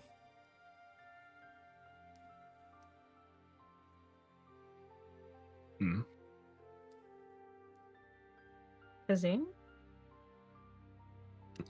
Yeah, sorry, just stuck up in my head. So what time can he meet with us? Well, he can meet with you all now whenever you guys are free. He's made it pretty open, and anytime in the morning before noon, he will be free if you guys would like to meet then as well. Is there a possibility? I guess I'll ask. Never mind. I'll talk to Nathan about that. Thank you very much, Greymore. Your cooperation has been noticed by the Sunbeam himself. Roll for insight, and actually roll for deception first. Deception first? Do you want me to take this roll or roll again? Well, you're gonna roll with disadvantage. So this roll and whatever the next one is, this disadvantage. Okay. So the first roll and this roll are at disadvantage for deception? Yes. 16? Okay, roll for insight. 22? So, you see, when you call him Greymore, you see him kind of go, cock his head a little bit, as you've never fucking called him Greymore. As he goes, okay, would you like to speak to him now? You do notice, yes, notice that he just takes pause at that specifically, but seems to not really pay attention to much else. He's just more confused that he's obviously just like, you've never used my name before. Maybe you grew I'm up trying a new thing, calling people by their actual names. He's thinking maybe he matured. How long has he been gone? But yeah, as far as you can tell, he doesn't find anything else suspicious. He's just confused as shit that you used his name or that you remembered it. Yeah, if he can see us now, we should probably actually get Silas. I did see them at the watermill. What a wheel! What a wheel! can we get some town guard to go pick up Silas? Do you feel like that would be cool? Oh, I can. You know, we I can walk. I can very Can easily we? just send a scribe if you want, but it's up to you. How far is the water wheel? It's like a 5-minute walk, right? It's not incredibly far. And is he like, where are we meeting Nathan? Is it here in the flow or? Yeah, so obviously it'll be in his throne room. He's very excited, but that's generally during the day where he's going to be, during times like this is where he's going to spend most of the time, as we have to keep him within the building. Cool. We'll be back here in like, again, 15 minutes with Silas. Well, I will let Margaret over there know to send you guys up when you come back. Cool. Just remembering I have to talk to the quartermaster as well. Fuck. Later. Silas, So much admin work we have to do. as you burst out the doors, you begin walking down the streets in Imes and closed toe behind you. You begin kind of just walking in a blind rage. As after a good couple minutes, when you start walking, you kind of come to almost as you begin walking down, and you look up at the farmhouse familiar to you of the family that Nico was living at, Nicholas's house. I mean, you've been following him this whole time. I kind of just freeze for a minute because I haven't. Yeah, he's probably just gonna look at it, and I'm guessing there's sort of some kind of chimney stack or something along those lines. Mm-hmm. He's just stare at it for a minute, kind of in shock and bit of fear. Okay. Are you quite all right? I'm sorry. I've been practicing controlling it, but You're doing perfectly fine.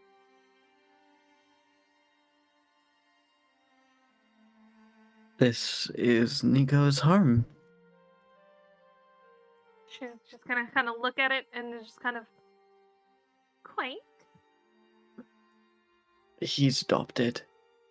Ooh. Wow, that was so mean. That was so fucking mean. Oh, him? Oh yeah, he's adopted. It's fine. Silas is trying to cheer himself up, alright? He's going through it. Yeah, fuck Nico. He's adopted. You will say after you got this far that you have been calming down. Yeah. So you do feel yourself calm enough to kind of move, and a small chuckle does come to you as you say that he's adopted, as it is quite funny when you think to yourself about it. Well, Fuck, I knock on the door. Okay. So he just begins walking up to the door of this house, as you hear those heavy steps as he walks up to the actual front door onto the landing. You hear the tun, tun, as he walks up and raises his hand, and you see him hesitant at first, but that kind of you see him straighten himself up as he knocks twice, and you wait a moment, and you just hear this, "Who is it?" An old friend with You- a gift for a certain young lady. You hear this like pitter patter of feet coming down as she goes, "Coming, coming, coming!" As you see the doorknob kind of go down, and the door opens, and all of a sudden you see a very small human child with black hair standing there. Maybe she's not nearly in preteens yet, and you see that she's still kind of learning things as she looks up and she goes, "You're the Mr. Mice Man!" And you hear... I'm gonna take a knee to get to her level.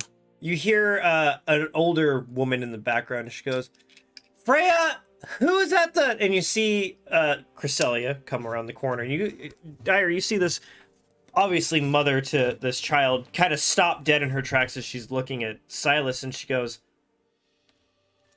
"I'm sorry, hi, Silas. I didn't realize you guys were back in town already. You see her kind of looking out the door, and she goes, "Where is, And you see her kind of mouth the word, obviously trying to get Freya, not to let Freya hear it. We need to report to the Archmage on our business in Peakbarrow, but Well, you better make sure that you bring the down here, otherwise you will be forming a funeral for him. Do you understand? And you see her kind of stop over with that smile on her face, and she looks over at you, and I mean goes, "Oh, I'm so sorry. Don't mind me. Hi. Are you Silas? Is she with?"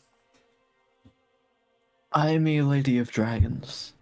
Well, and you see her like wiping her hands on some kind of cloth and goes, hi, hello, Amy. You make sure to tell him, as she's looking you in the eye, that he needs to come down here or my foot is going up there. Understand?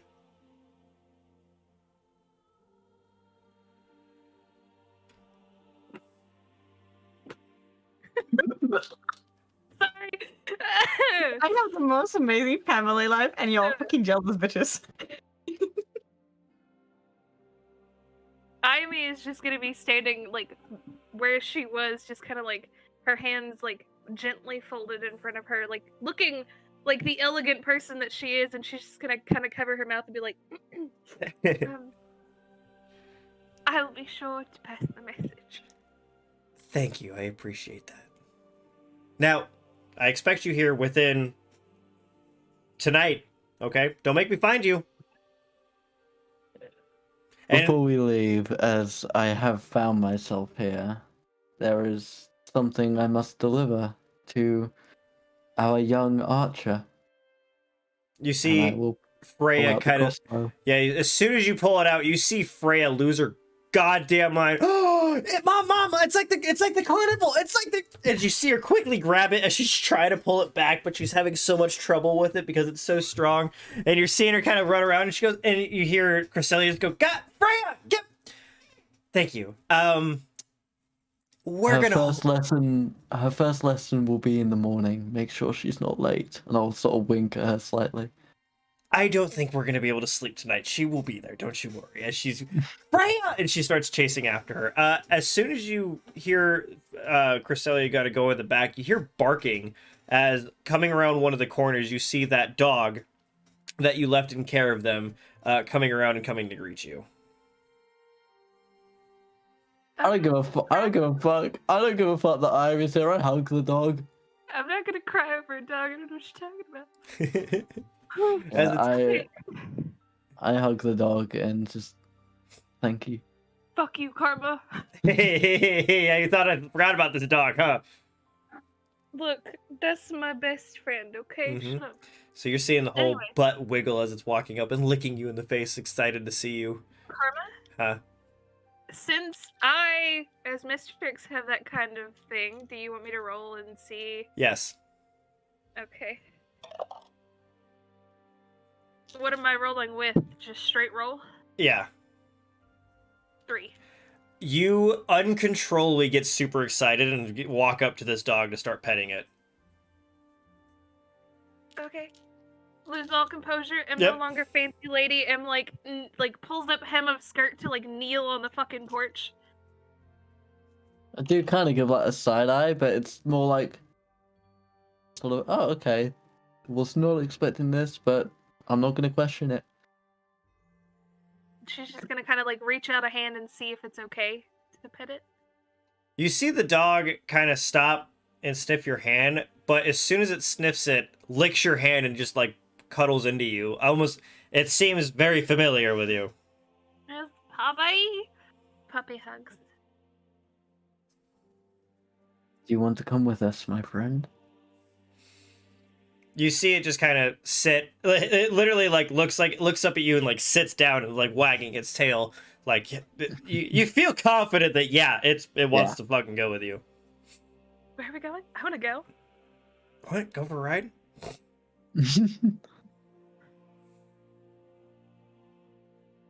Do I know Cruselia's name? Yes, you do know Chris. I would Yeah, say I okay. think you do know Cruselia's name. Yeah. As that night you went with Nico to the house. Cruselia, we're going to take our little companion here for a walk.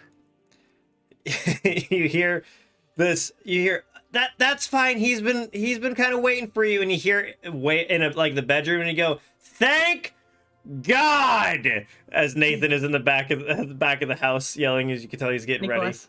ready. Or Nicholas, I'm sorry. I keep getting that fucked up. He's spoiling the next plot twist. They're the same person. Alright, I'm gonna sort of give the dog a little bit of my ration pack, like a little bit of the meat that I've got left over from my hunting. hmm And I guess it's time to go to the flow. Okay, so you kind of hand it part of your rations. It just kind of grabs it, and as you guys begin walking, it's just happily jaunting behind you guys, just so excited to be going somewhere and doing something different. I am the best pup in the whole world, and I am loved. Yep. As you guys are walking down the streets, I'm gonna say that Kazim and Nico, you went out to go look for them, right? Oh yeah. So probably around the bridge between the market and the bank district. Is it the one that I got a fucking almost fucking like that mind was a different control one. there? That was a different That was one. a different one. That was a different Okay. one. So yeah, I got bad mojo with bridges. Not that horrible bridge. Just before you get to the market, when you're coming from the flow on that bridge, you guys kind of meet up with each other. And Nico and Kazim, you see that dog following behind Silas. Is just kind of jaunty sitting there chewing on something. Hey, Muscles. Don't make me kill you again. We're gonna go meet with Nathan. He's back in the flow. You ready? I think as ready as we can be. Is IFA here? Yeah, Yes. I'm with him. No. Tasha has already filled her in. If I might, I don't want to interfere on your meeting. I'll probably just follow you so I can do my own little research. Are you researching something? Yes. Do you need help with that? It's the dragon. It's fine. Well, all right then. Suppose. No worries. Nothing too hard that I can't find on my own. If you need help, ask for Margaret. Kept in mind. And Well, I'll we look do to have places to be. Kazim. Lead on, Commander. Oh yeah, Commander. It was a joke, okay? You're never gonna let me live down one joke. The orc is bad at punchlines. I didn't call you an orc, I called you Muscles. You could say like he's like barking at you, just take it. Alright, let's go. So as you guys all make your way up to the flow. Make my way. Aimee, as you're walking down, you take a notice of the beautiful water fountain in the center of this flowing. As you walk through the city, it does feel like the reason it seems to be called the flow is not just the river, but the whole city seems to just kind of flow on like a river. As you all begin making your way up to the library, these large wooden doors, dark oak, almost perfectly white quartz for the walls. As you walk inside, and you notice it's reminiscent of a church. Obviously, the churches at Decem are much more intricate, more detailed. But this one, it's still gobsmacking sometimes to see what these people can kind of make with their own free time. As you kind of look around, and you're seeing the wooden floors. It looks like stone from the outside, but on the inside is wooden floors with the desks and furniture and stuff. There's not a whole lot of people around. There is Margaret at the front desk, this shorter brown-haired woman. And you have two kind of door archways on either side. As you look through the one on your right, you can tell that there's some kind of library over there. You can see the books and stuff like that. Yeah, you guys all walk in together. And there you see maybe there's Margaret and maybe like two other people just that you can all kind of see from there.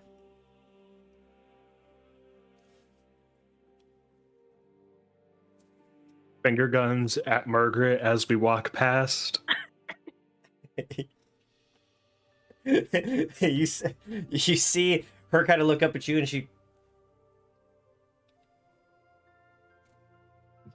yeah, just kind of finger guns back as like, go, okay, yep, sure. Just no words, just As you walking begin- backwards up the stairs, Yep, still as you pointing. begin- there, and you see her just kind of like, okay, yeah, as she gets writing stuff down. I never learned the peak barrow sign language. I don't know what that means. Amy, do you do anything? Are you following them? She's probably gonna wait and ask Margaret where she needs to go to read up on some stuff. Okay. So as they're going up the stairs, you kind of walk up to Margaret up there. As you see her writing something down. You see her writing something down as she kind of looks up and she goes, "Oh, I'm sorry. Can I help you? Do you need something?" Pardon me, I'm not quite acquainted with your... She's gonna kind of like motion toward like the library section and be like, perhaps you can help me look up a couple different things. I think if I can, I know I can get someone who can. What kind of things are we looking for? Quite honestly, what I'm looking for regards some sort of history. It's Okay. It's a place I do believe was called Edenfall. Everfall. Oh, Edenfall. Let me... The name that I went with was Ventus. Do you have any idea of perhaps what region they might be from? Are they from Ethyl? Perhaps a different continent? Do you know anything like that? What? That doesn't... The name doesn't fall directly into mind right away, but I think I might be able to get one of our head scribes to come. Maybe they might know a little bit more something. If you wouldn't mind waiting for a moment. I know. Do you have anything on flowers? We have plenty on flowers, actually. We're a very agricultural kind of town. This certain flower comes from this place. Mm-hmm. It's a blue flower. Supposedly, storytelling says that it makes a potion of immortality. You're speaking of black flower, blue veins, correct? Yes. Black rose. Oh, yes. The Eldenfall rose. You're speaking of Elden. Okay. Interestingly enough, there's not a lot of information on Elderfall. I will say, perhaps High Scribe Lions might know where a book might be, but you're not gonna see. The problem is with Elderfall, it's kind of a myth, if that makes any sense. There's not, as far as I know, not a whole lot of information on it, but there could be more. I'll get High Scribe Lions. He'd probably be able to give you that kind of information, but I do know we have at least one on some of the information on that flower at the very least, so I'll go get him. Appreciate it. As she kind of walks off into the library and you guys are making your way up the stairs, you see that familiar hallway again as you begin look off to the left side as you see those large tall doors that you know on the other side seems to be that kind of courtroom, throne room, whatever you want to call it. As you begin walking towards it, you guys just kind of walk in. Are you talking about anything? As you got a little bit, it's a pretty long hallway. Or are you just all walking in silence? I think I'll brief them on what my plan is. Mm-hmm. I want to get the whole council together tomorrow, if not tomorrow, sometime this week, so that we may start to influence more than just Greymore here in town. Among other things, but those are secrets that I'll keep from Karma, but... Influence how? That is an excellent question. I have already kind of explained this to Nico, but I feel like we I was deserve... on board, but I did not say you were on board, but I feel like we deserve some compensation for being dunked into the deep ends and expected to save the world. I feel like that's an exaggeration, but you know what I mean. We weren't expected to save the world. We were sent as messengers. I was sent as a messenger. I dragged you guys into it, and this is my way of repaying you by making sure that you have easy lives from here on out. Our lives will not be easy until our job is done. At least you'll never have to worry about where can I sleep tonight, what can I eat tonight. I want to make sure I have that covered. I'm just gonna like lift up the bag of shit that I've been hunting for the last 3 I'm days. gonna mention my family that I live here with. I love you guys. I mean, as long as Nicholas pays rent, as long as you camp in the woods, I want you guys to know that you will never have another care in the world. If you want to take a week away from camping, you'll have a home here paid for that you'll never have to worry about a cent of. You'll have food prepared for you. Until Therestein comes back and destroys everything we know and love. Therestein's not coming back. We did our job. We got Zwendal to pay attention to it. There is an anchor missing. There's 11 more. 10 more. Probably 10 more. There is a doppelganger going after a scroll right now. He is still out there. If I understand Hammy, then the doppelganger is already back, has the scroll, but the sunbeams are on it. They know what they're looking for. They know how to take care of it. Aren't we supposed to be the experts? We are the experts. And here's the best part. As the experts, they're going to make sure that we have whatever we want. What I want is out there. The anchors, safe and under our control so that Therestein can't return and everything that's happened over the last thousands and thousands of years doesn't happen again. If we want to go play heroes, we can. I just want to make sure that we're taking care of number one first. And number one is shelter, food, third thing, right? If we can guarantee that this town is ours, we will have a town to be able to help us instead of just 4 assholes in the woods, right? Because realistic, if we have to go out into the woods, track down a doppelganger and kill it, that's one thing. That is the 4 of us going into the woods, into terra incognita, right? We're against the elements and our enemy. But if we have a town behind us, we're unstoppable. We can take care of those doppelgangers like it was yesterday's newspaper. Number one, what's a newspaper? Newspapers exist. Come on. Silas is from the forest. That's a fair point. That's true. That's a very fair point. Ain't no reason to make a newspaper when fucking 30 people make up your entire village. I'm sorry, I didn't get Oakleaf Weekly. You just yell out your door. There's your newspaper. Not even that. Yay! Second of all, there is a significant difference between having the support of a town and controlling a town. You are speaking about the second.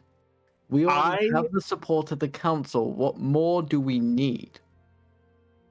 If they are corrupted by other parties, specifically Therestein's men, into believing that we do not have their best intentions at heart, then there's a chance that it could all backfire. Their support is nice. It protects us right now. But in the long run, if somebody gets to them and says, hey, these guys, they're not really experts, and they have some way of pulling a Brockus and trying to overthrow everything, if the foundation gets torn up, then we're on our asses again. And if we take over, are that, if we take over the council, that just becomes us. We are the We're not ones taking that over the council. interrupted. we're not taking over the council. We're making the foundation for the council. We're going to make sure that they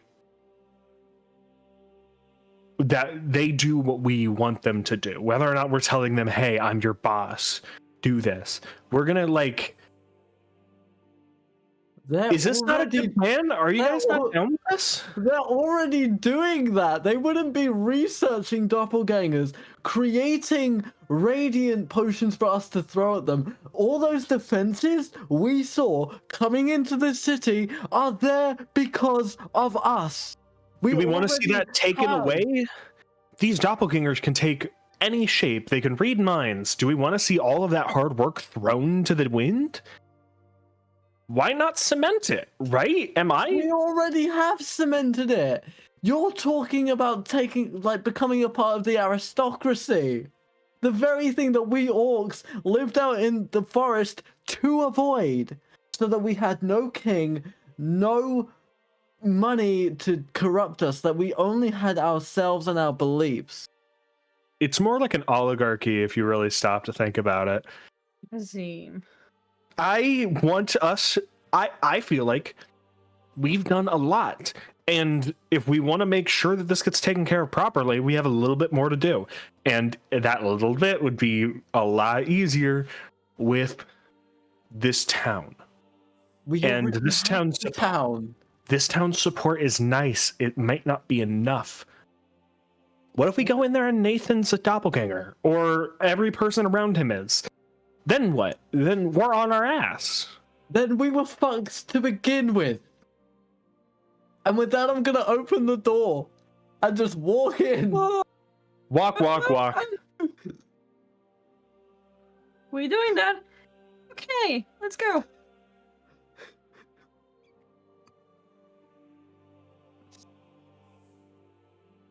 Oh my god. You're muted. I have a shot, so give me a second here. Yeah. You're welcome. I want to see. I'm not being a dick. I want to see Kazim try and take over the city. I think that'd be great. I'm not currently being a dick. I will be a dick. I don't feel like what I'm doing is bad currently. Shenanigans, correct. The apocalypse is on our doorstep, and you want to invest in property.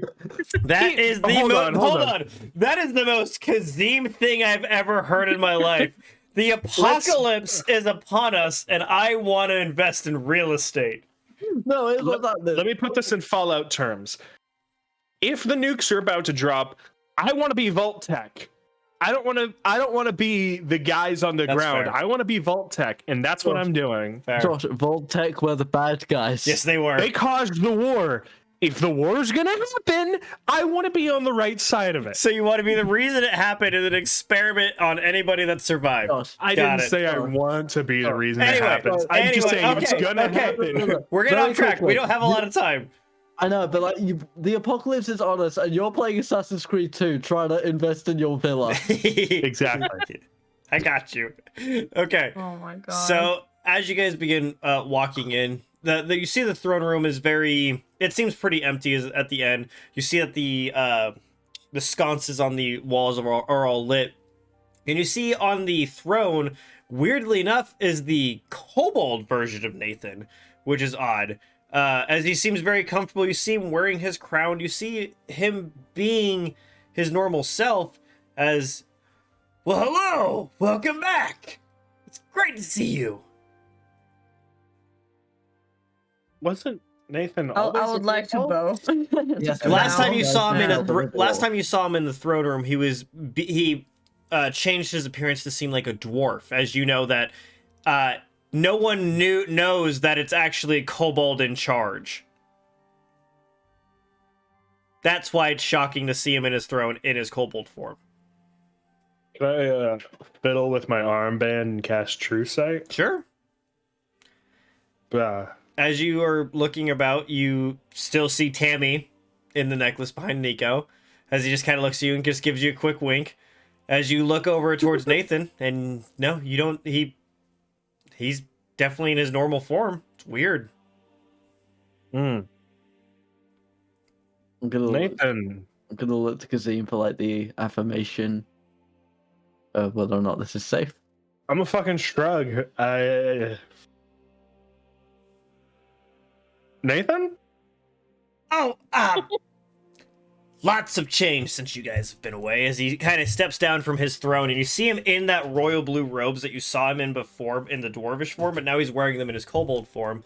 And he just goes, well, we took your advice to heart about the doppelgangers, and we've actually discovered when the rays came down, they came down with some interesting runes that we were able to inscribe that seem to be helping us. The only downside, illusion magic doesn't work around here anymore. Oh, fuck! Fuck! That was like half my plans!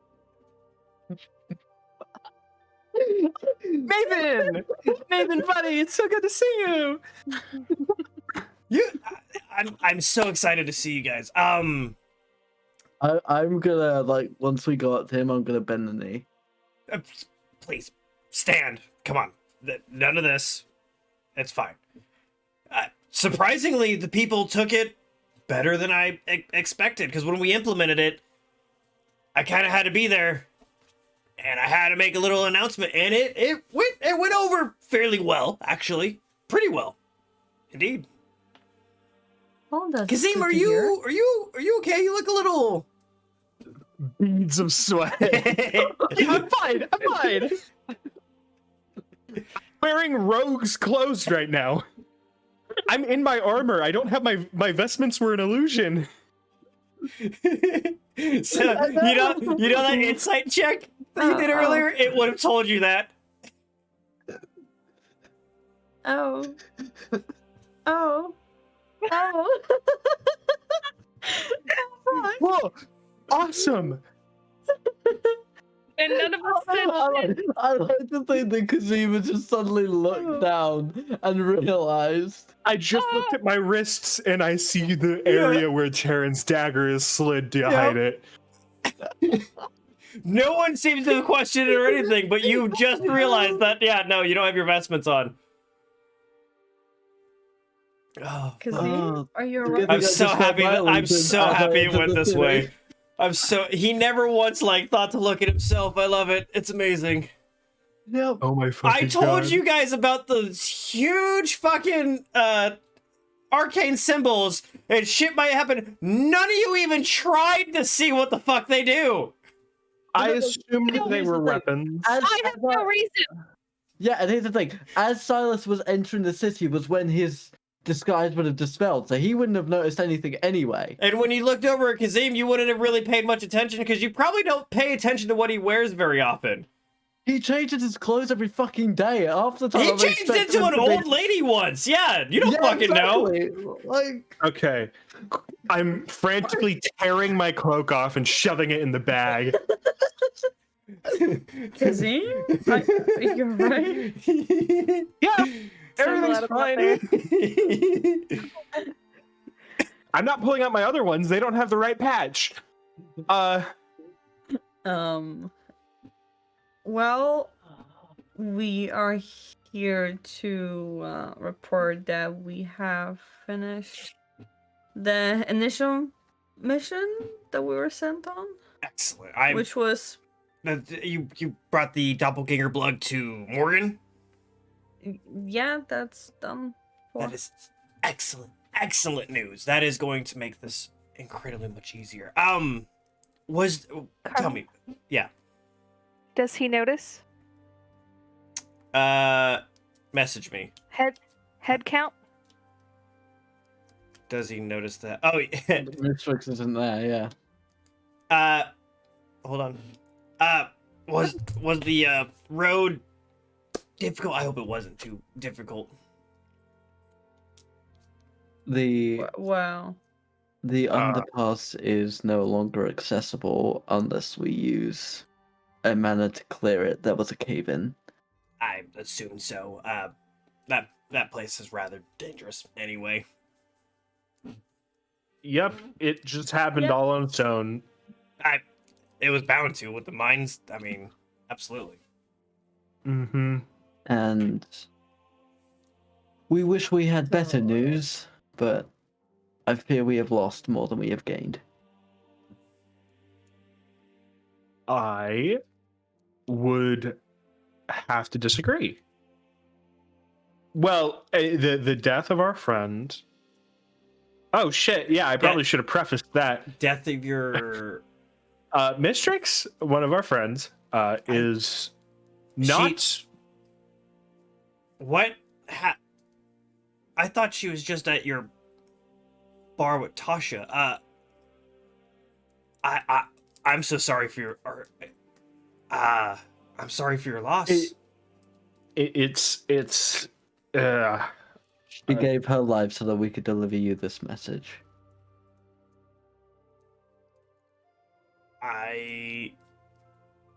You seem kind of drift off, and like you seem not able to kind of process what he was just told, and he goes, "I'm so sorry." That you see him kind of just walk back to his throne as he just kind of sits down and thinks for a moment and goes, "How?"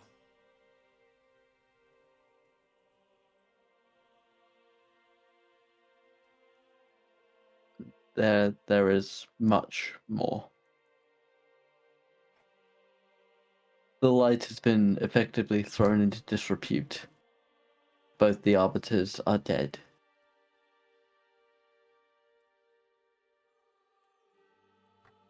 You see him kind of look over at Greymore with just kind of wide eyes, and he goes, "What? The arbiters? How? What?" So, Josh, I was gonna say, yeah, you were muted. Was I muted? I think you were. I don't think I was saying anything. Okay. You're just panicking internally.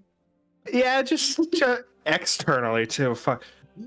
Nathan. Okay, so quick little 10-second rundown. Multiple assassination plots happened within the light. Zwendal is fine. Terran and Brockus are not. I don't know if you knew them, but they're both dead. Moving on. Mistrix is dead. The doppelganger is back and has done a thing. Regardless, the light knows about what we're doing now, and they can help us. So upside, the light has been nurturing new arbiters for years. They don't last. There's gonna be new arbiters. That's fine. That's gonna get taken care of. Zwendal's got it under control. The sunbeams, they're here now. Roll for deception, because you don't know that. You have no idea about any of that. I fully believe the opposite. I'm trying to comfort him. What's my deception? 16. Okay, My continue. amazing rolls have gone. So fucking new arbiters, easy peasy. Never been easier. The rays, they're here now. They know what to look for. Illusions can't be cast here or used at all here. So that's fucking fantastic news. If we can get one of those in every town, that'd be amazing. You see, roll for insight. Oh, You just gave this 22. man the most wonderful migraine ever. You see him, as you're listing down the list of shit going wrong and then trying to save it, you see this kind of the look on his face, and you see him grabbing his stomach, and you see him look at Greymore and go, "I think I'm gonna be sick." Oh, Greymore's here? yeah, Greymore's been here the whole time, and Greymore's sitting there ignoring him? they're both kind of sitting there and going, "What in the hell happened?" Buddy, I didn't mean to say all this in front of you. What is going on in the world? Oh, you see them trying to figure out what the fuck do we do now? The shit. The lack of illusions has thrown Kazim fully off the rails. He has no idea what he's gonna do now. Okay. Kazim has very messily paraphrased the abundance of information that we have gathered over the last few days. I think he hit the big marks on the head. Nope, it was so much worse. You had to have been there. Giant worm. Anyway, I'm willing to give a full report in the morning. I think that might be good. Oh, God, that did not say good. Oh. The commander has been through a lot of turmoil with a lot of Commander, I influx see. of magic. Don't call me the fucking commander, man. Come on. You see Nathan kind of. Well, I'm glad to see that the sense of humor has lasted through all of this turmoil. I guess we can speak compensation as I feel like you've done more for the city than I can imagine. Greymore has told me that you were seeking kind of more permanent accommodations. Yes, I believe that it is imperative to our success that we have our own. I'm gonna call it a base of operations.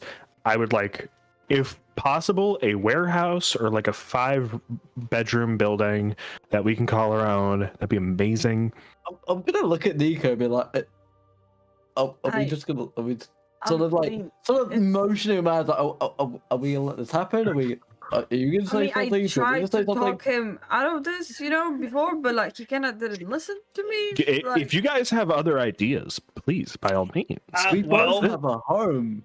I will say, there are, I guess, options that we could go along with. We do have one that we could. It's been abandoned for quite some time. We could freely give that to you. It is by the morgue. I can live with that. But there are some other options. I can't necessarily give them to you for free, but I can give you quite a hefty discount if you'd like. How much are we talking?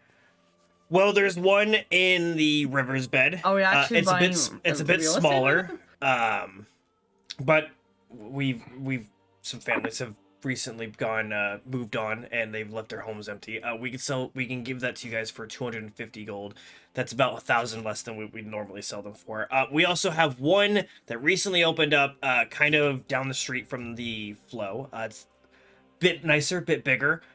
It is a bit more pricier. It does have a large kind of storage shed in the back as well. That one is going to. We're able to give that to you guys for about 1,000 gold. That's another 1,200 gold off what we were asking for it. I have a minute to speak with my co-conspirators. Absolutely. There's no big rush. The offer is on the table. Huddle up. I don't think it's like the right time to make decisions, like at all, like right now. Like I have a within the whole night. camp we can stay at. I have. Nico has a family, and I have a whole town that we can remodel just outside the city walls. But wouldn't it be nice to have our own embassy here in the city, You already had that the first time we met. They gave you a whole room that was far nicer than anything I slept in the week before I met you. That's a room that was overthrown. Truly, it was invaded and tossed about by a doppelganger. At least you had a window. Oh my god. I fail to see what that window has to do with anything. I like to point out every room in the house down the road all have windows, so... It's more so the point that he already had something lovely when I did not. And he's already asking for more. You didn't want a room. You wanted your tent. You like your tent. I'm offering you a building that we can own, and you're telling me you don't want it? I want to rebuild my home. You know what could help you rebuild that home? The money you're about to spend on a house? Buddy, this ain't even putting a dent in the bank. You didn't hear that. Nathan. If that is your real name. You see Nathan just kind of look over at Graymore. I still don't trust that illusions don't work in here. Can I try something? Sure. God. What do I have? I can't make a 10-minute long TikTok out of this. I hope you know that. Like, something's gotta get cut. Oh fuck. Disguise self. Okay, I want to. you quickly kind of wave your hand over your face to try and cast your spell, and nothing fucking happens. And Silence Nico, you just kind of see Kazim kind of going. And I know that spell. That's like one of the few spells I know. I definitely do the John Cena. Yeah, you see Nathan go. I tried to fucking tell him. I don't. Why would our only allies lie to us? I don't know. They could be not our allies. Just because some illusions don't work right now doesn't mean all of them don't. It's worth checking. How many times have we been lied to in the past? We started cutting our hands to make sure we weren't lying to each other, and that didn't work. Yeah, that's one of the. You see Nathan just kind of sit there and go, "What? You were a part of this." That's one of the crucial bits of information what you haven't yet told them, is that the blood trick is no longer viable. Oh, yeah, no, they can fake that, by the way. Oh my god. Nathan, can we talk in Nathan, Mr. Greymore, can we talk in privacy after this? Absolutely. Yes. Ridiculous. I think the commander is tired, and I'm gonna look at Nico. Okay, so we don't have to buy a house. I'll do my own thing. Do you have a warehouse with a few rooms in it that I can take? I have a personal pet project I want to start. I want to start a soup kitchen here in town, if it means anything to you. I'm dragging him away. Roll for deception. I do want to start a soup kitchen here in town. A soup kitchen? There are other purposes underneath the soup kitchen, but the soup kitchen fucking front for your drug money. No, it was going to be right above a thieves guild. 20. For fuck's sake. Well, again, we do have kind of an empty warehouse. It's kind of, left to rot almost. Down in the down by the morgue. You're welcome to take it if you'd like. In the name of the church, I would like to convert it into a soup kitchen. Do you know? I'll look into contractors later. You're more than welcome to do what you like with it, but here is the key for it. And they just kind of hand you an old rusty key. Sweet. A genuinely first order of business in this downtime is turning that into a soup kitchen. Okay. 200%. Okay. Oh, this is ridiculous. I mean, Are you sure you'll be okay, Silas? Do you need help with... I'm from my ration pack. I'm gonna take like the rest of my herbs and spices and like my seasonings, toss them towards Nico, and go. Tell Cresselia I will be a little late. All right. And Nico, welcome home.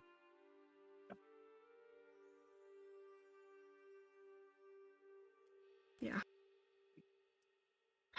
I'm gonna literally like fucking hook Kazim's arm and just gonna start dragging him with my -1 strength modifier.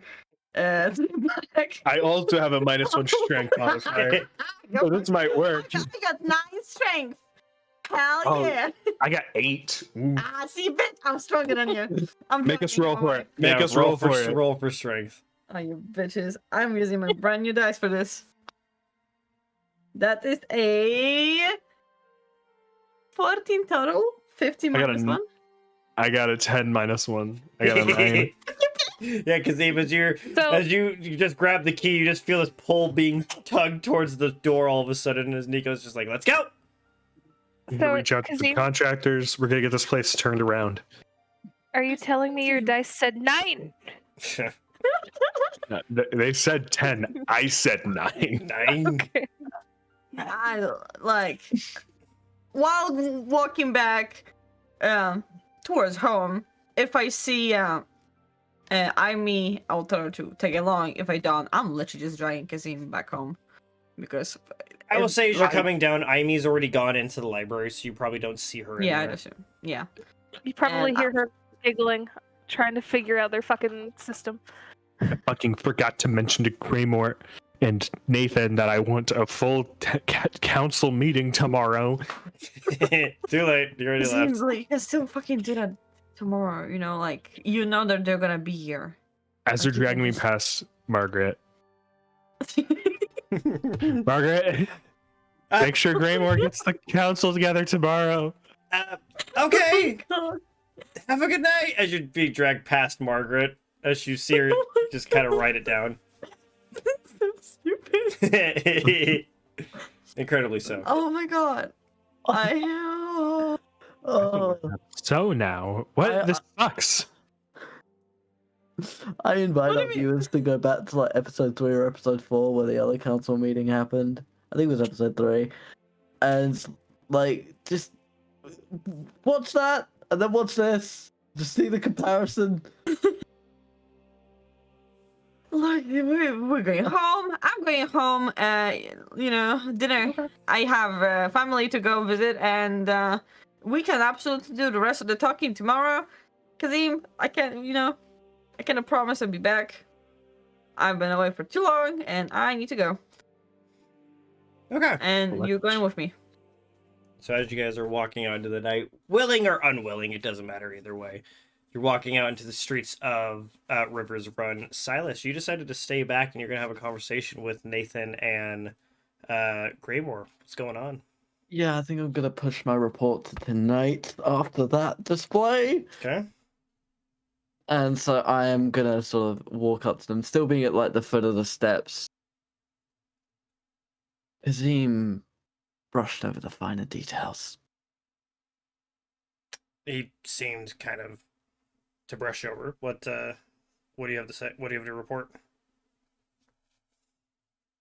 For starters, the second anchor is missing. We had obtained it in the underpass, and I have reason to believe that Brachus, Arbiter of the Light, orchestrated its theft.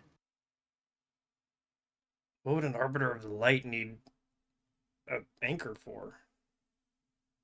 To serve Therazdun. So He even murdered Terran in cold blood and betrayed Zwendal. He was looking to overthrow him, and I assume to use his position as the new Sunbeam to further his goals in locating the anchors, possibly destroying them. We had obtained it, but by the time we made it to Terran to show him proof, it had been replaced by an almost identical copy. intriguing. What would a Arbiter of the Light want to serve Therazdun for?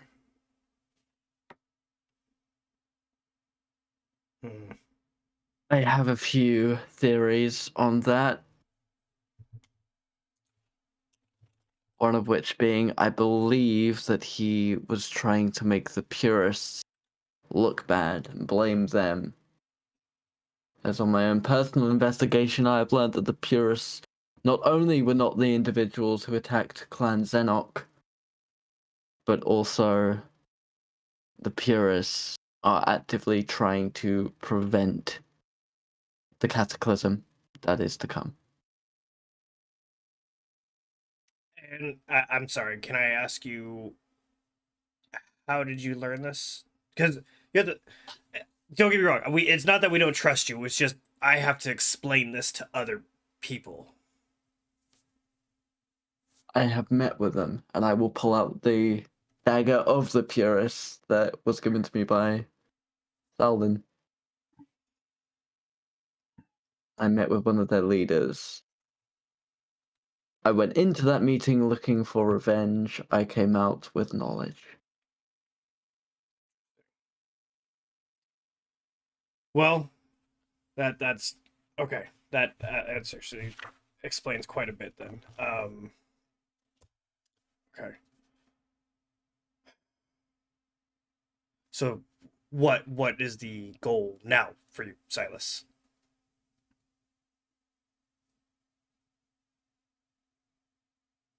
As far as I know, as far as I can theorize, the anchors are the key to Tharizdun's return.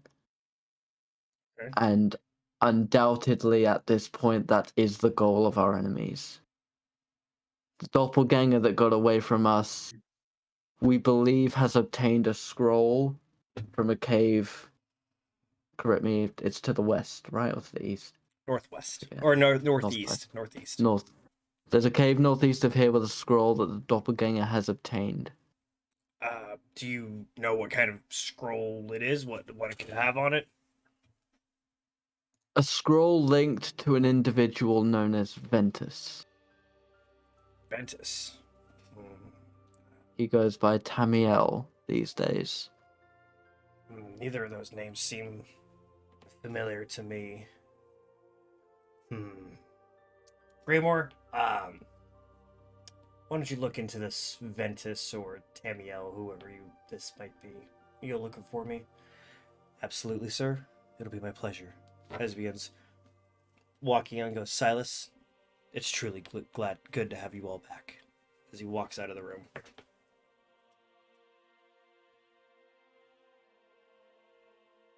We all plan on spending some time here. There is a fourth. She goes by Iame, an elven individual.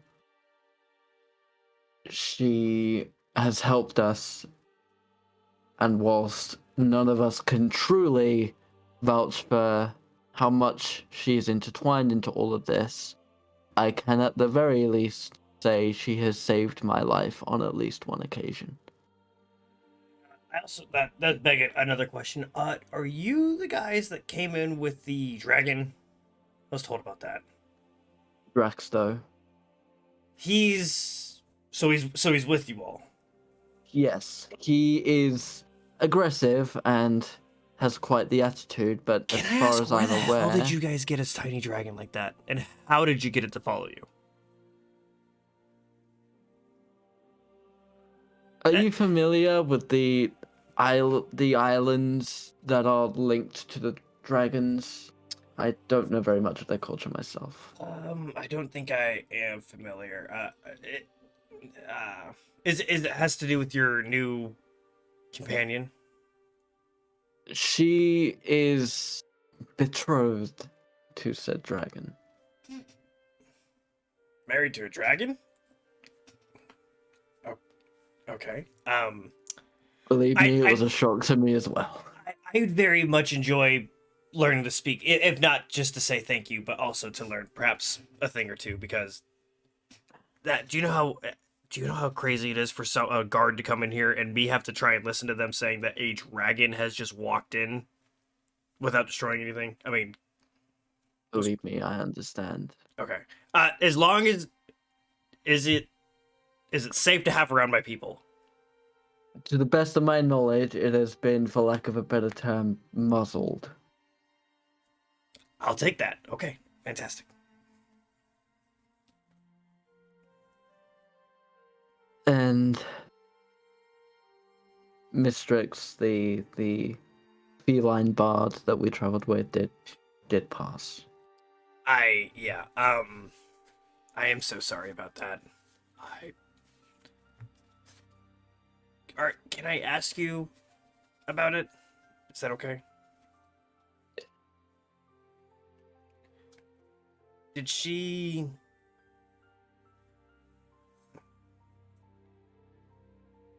It wasn't because of me sending you, was it?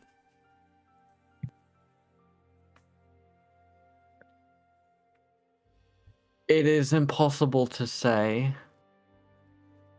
All that I could really ascertain is I fear that regardless her fate was sealed, she had, against her own knowledge, a tie to Tharizdun.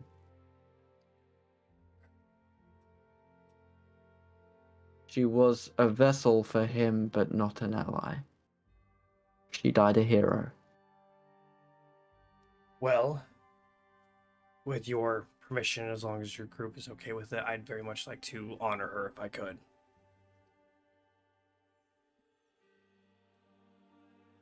I cannot speak for Kazim and Nico. but you have my blessing at least. Well, if I see them again, I'll make sure I ask them. Thank you, Silas, and I'm so sorry. It will not be the last life we lose in this war. But thankfully, she is closer than I think we all believe. I certainly hope so. But I think it's time I start heading my way off to dinner. If you don't mind, if there's anything else, I feel like I should Of leave. course, of course. He- I have no doubt that Kazim will try and call everybody back very soon. So we will see each other again. Hope so. I'll be around here every day. I generally don't leave, so if you need me, just let Margaret know, and I'll let her know to just send you all up forward. Oh, and Silas, Yes. your tattoo won't work in here. Just keep that in mind. As he begins turning, and you see on his arm, there you can see a tattoo that wasn't there before, but you kind of get a sense that it might be the same kind of tattoo that you have, but from a different symbol on it. Before he leaves, I'll sort of plant my glaive down. In the memory of Mistrix, and also for all those who have done well for me in this city. So long as Tharizdun is a threat, I will do whatever you need me to do to prevent him from destroying River's Run. It may not be my town, but now it is the closest thing to a home I will ever have. You see him stop before he closes the door and turns to you, and he goes, "Well, for now, relax and enjoy the time that you have, as River's Run is as safer as I've ever been by your group, so you can rest easy with that. Good night, Silas." I'll nod my head, pet the boy who has been very patient with all of us. Yep. I also love as well that Nico and Kazim didn't question that. Nope, you just have a dog.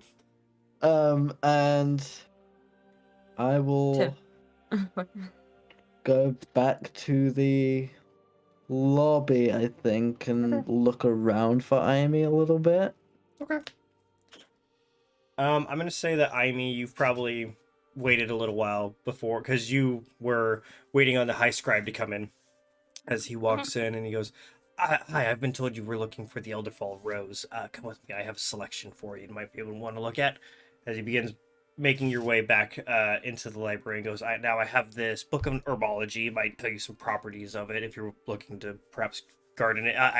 If you could find one, anyway. I have one of potion making. It seems pretty simple to brew the potion that requires it. I'm going to tell you from stories, it's not, but you're welcome to take a look. And then I have this one. It mentions the name Ventus that you were telling us about. It doesn't really seem like much, but I mean, you're welcome to take a look at it. It just seems like a small journal entry. It mentions the name one time, but that's kind of the only one I was able to find with that name in it.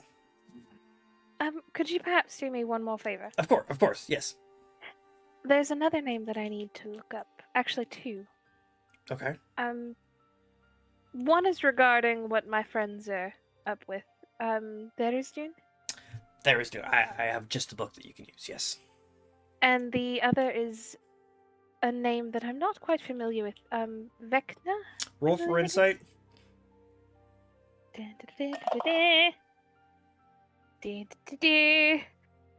Concern. Alright, insight. And that is a whopping 7. Okay. We might have one or two. I'll take a look around and see what I can find for you. She's gonna kind of put her hand on his hand just to be like, and might I say, if you have any books on Dissem or the Religion of Dragons, I would be happy to look over those and tell you which ones are most reliable. Oh, the Platinum Dragon? Oh, do you come from Dissem? I refer to myself as a high priestess because I'm not yet wed, but yes. You're a high dragon mother. Okay. Did you not see the black dragon? I'm sorry. I thought that was just something I didn't know. We don't get many visitors, especially. I didn't believe you guys left your islands very often. Either way, very honored to have you, High Dragon Mother. As you see him just kind of quickly, like, almost as if you read it out of a book, very unorganically, kind of robotically puts just his fingers to his head and just kind of bows. Obviously trying to imitate what happens in there, but he's clearly doing it wrong. So it looks like someone wrote about it, but not very clearly. If I may, she's going to do it and show him. So you pull out your small silver pendant as you do a bow, and he goes, "Okay, yeah, I'll be right back with you with those books. Give me a moment to find them." She's hoping that may lighten his worry of what she's using these things for, to more aptly give her the ones she needs. Mm-hmm. So, with you beginning your research in the library to find more about what Draxo has told you to, and perhaps to find out more about your own isles and to correct what's there, and as Kazim, Silas, and Nico venture off into the night away from the flow after their speak with Nathan, I believe that is where we're going to end it for this week. Hi. I want to say thank you guys for coming to watch us, and thank you guys for all those questions. Seb, thank you for the questions. Chick, thank you for the questions and stuff. It was a lot of fun doing that Tavern talk. I don't know how frequently we'll do it, but I would like to kind of incorporate that every once in a while. It is fun to answer those questions. I will try and, again, after I get finished with the night, I'll try and set up a question tab in the Discord. So you guys, if you have any questions, you're welcome to put them in there. And I will probably take about maybe 10 minutes at the end of every session to answer some random questions that maybe some viewers have. Again, on YouTube and on Spotify, in the descriptions of both, there will be a link to the Discord that I'm talking about.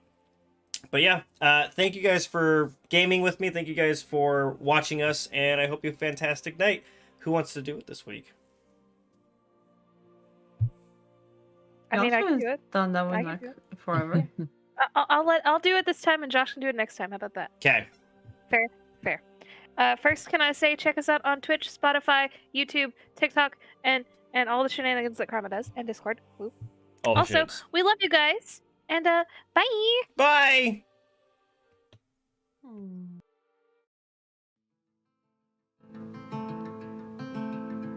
What is a ray of light without the shadow it creates? What is the darkness without desire for flame? What is a warrior without a worthy foe? What would you like to do? It's time to roll. When the lines between good and evil are blurred, no one knows if there is Dune or Paler came first. An ancient struggle throughout all time to push against the other keeps both upright. Is the coming chaos worth the peace? Is it all just a puzzle to complete? A one-sided coin can't exist, isn't real, and thus goes the tales of Ethyl. Thus goes the tales of Ethyl.